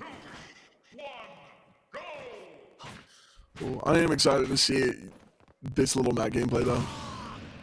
I am so pumped for this Little Mac. And we're coming in with this Matrix skin. I love it. No, I do. I always rock the wireframe. The wireframe is crazy. I will say that Cloud has a lot of tools to be able to deal with Little Mac here. Like that. Oh my god, what a quick spike off. I mean, that's already a start gone from E-Genius, unfortunately. We have Cloud going in for some more combos already. Oh my god! Action, yeah. No, Cloud is not. Oh, wow. They picked a solid stage for Little Mac, but Cloud is not letting that be the advantage here for Little Mac, right?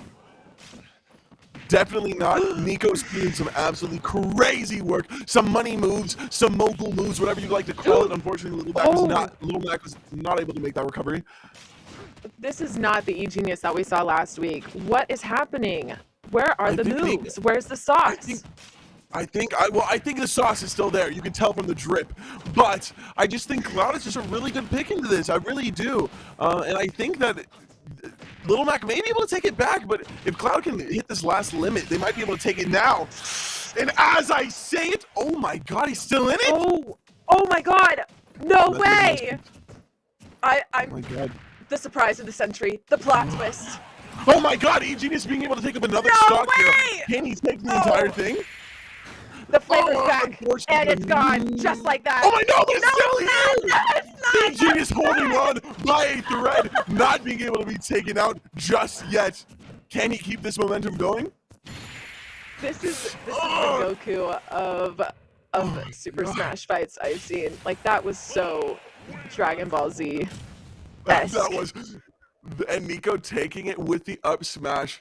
Absolutely crazy game. E-Genius just clutching onto dear life there. But oh my god, a wonderful performance from both of these players. Dang it, I'm excited to see who UTA is going to send out against U of H. They're going to need a big momentum shift to be able to take it to the next level.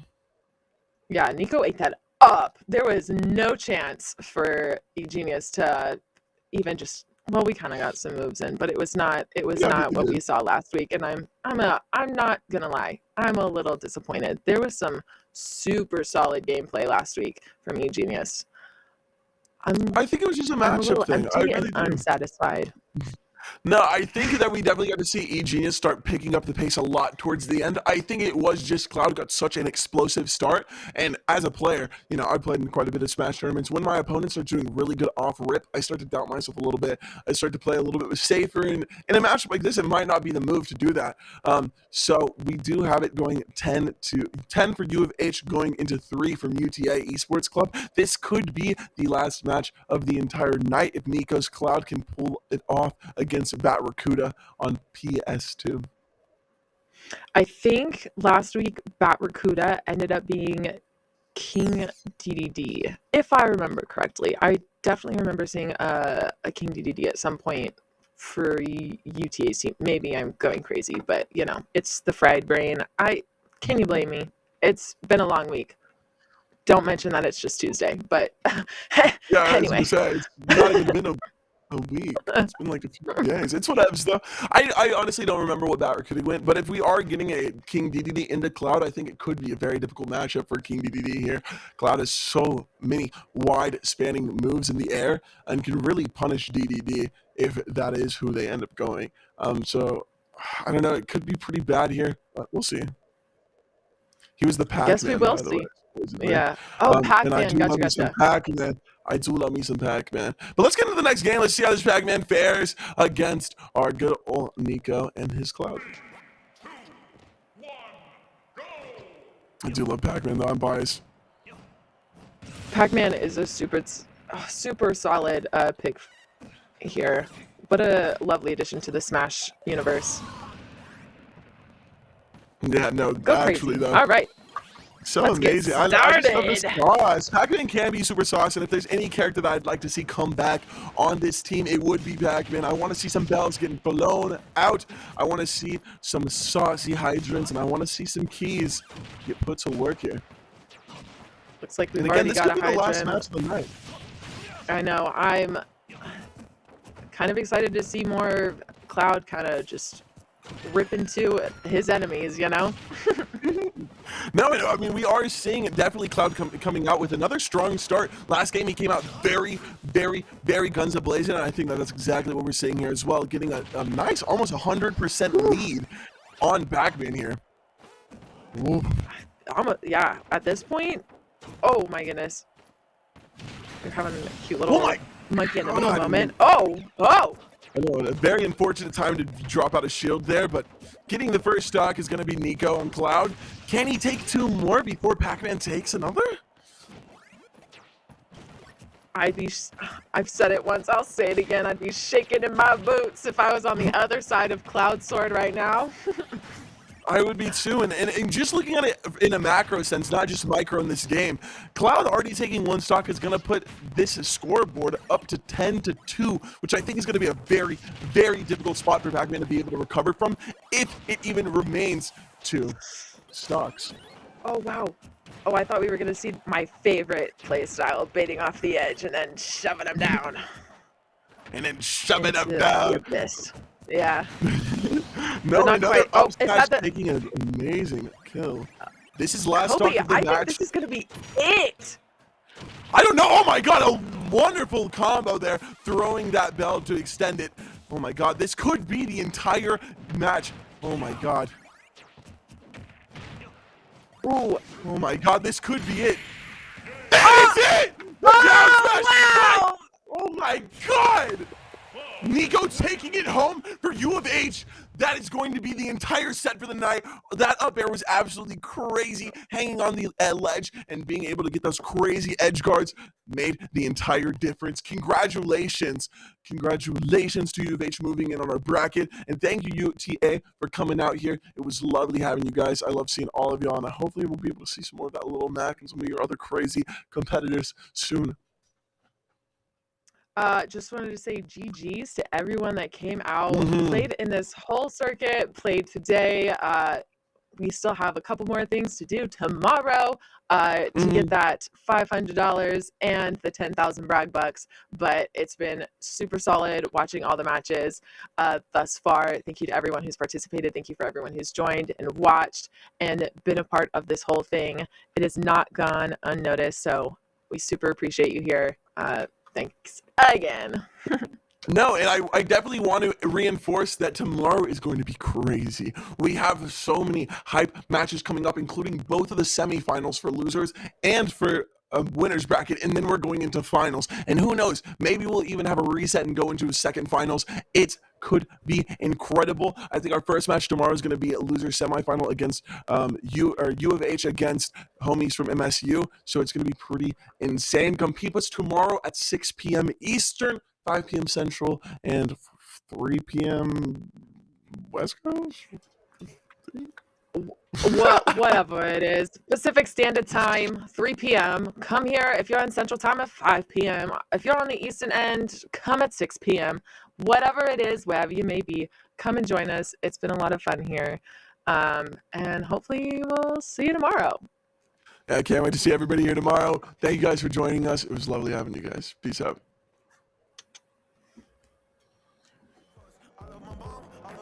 family. When I was young, they would all look after me. I don't know why, but I feel like a burden. I spent my life overthinking my purpose. Can't really cry, I'm so used to the hurt. Trauma keeps up at me at the wrong moment. I just wanna numb the pain for a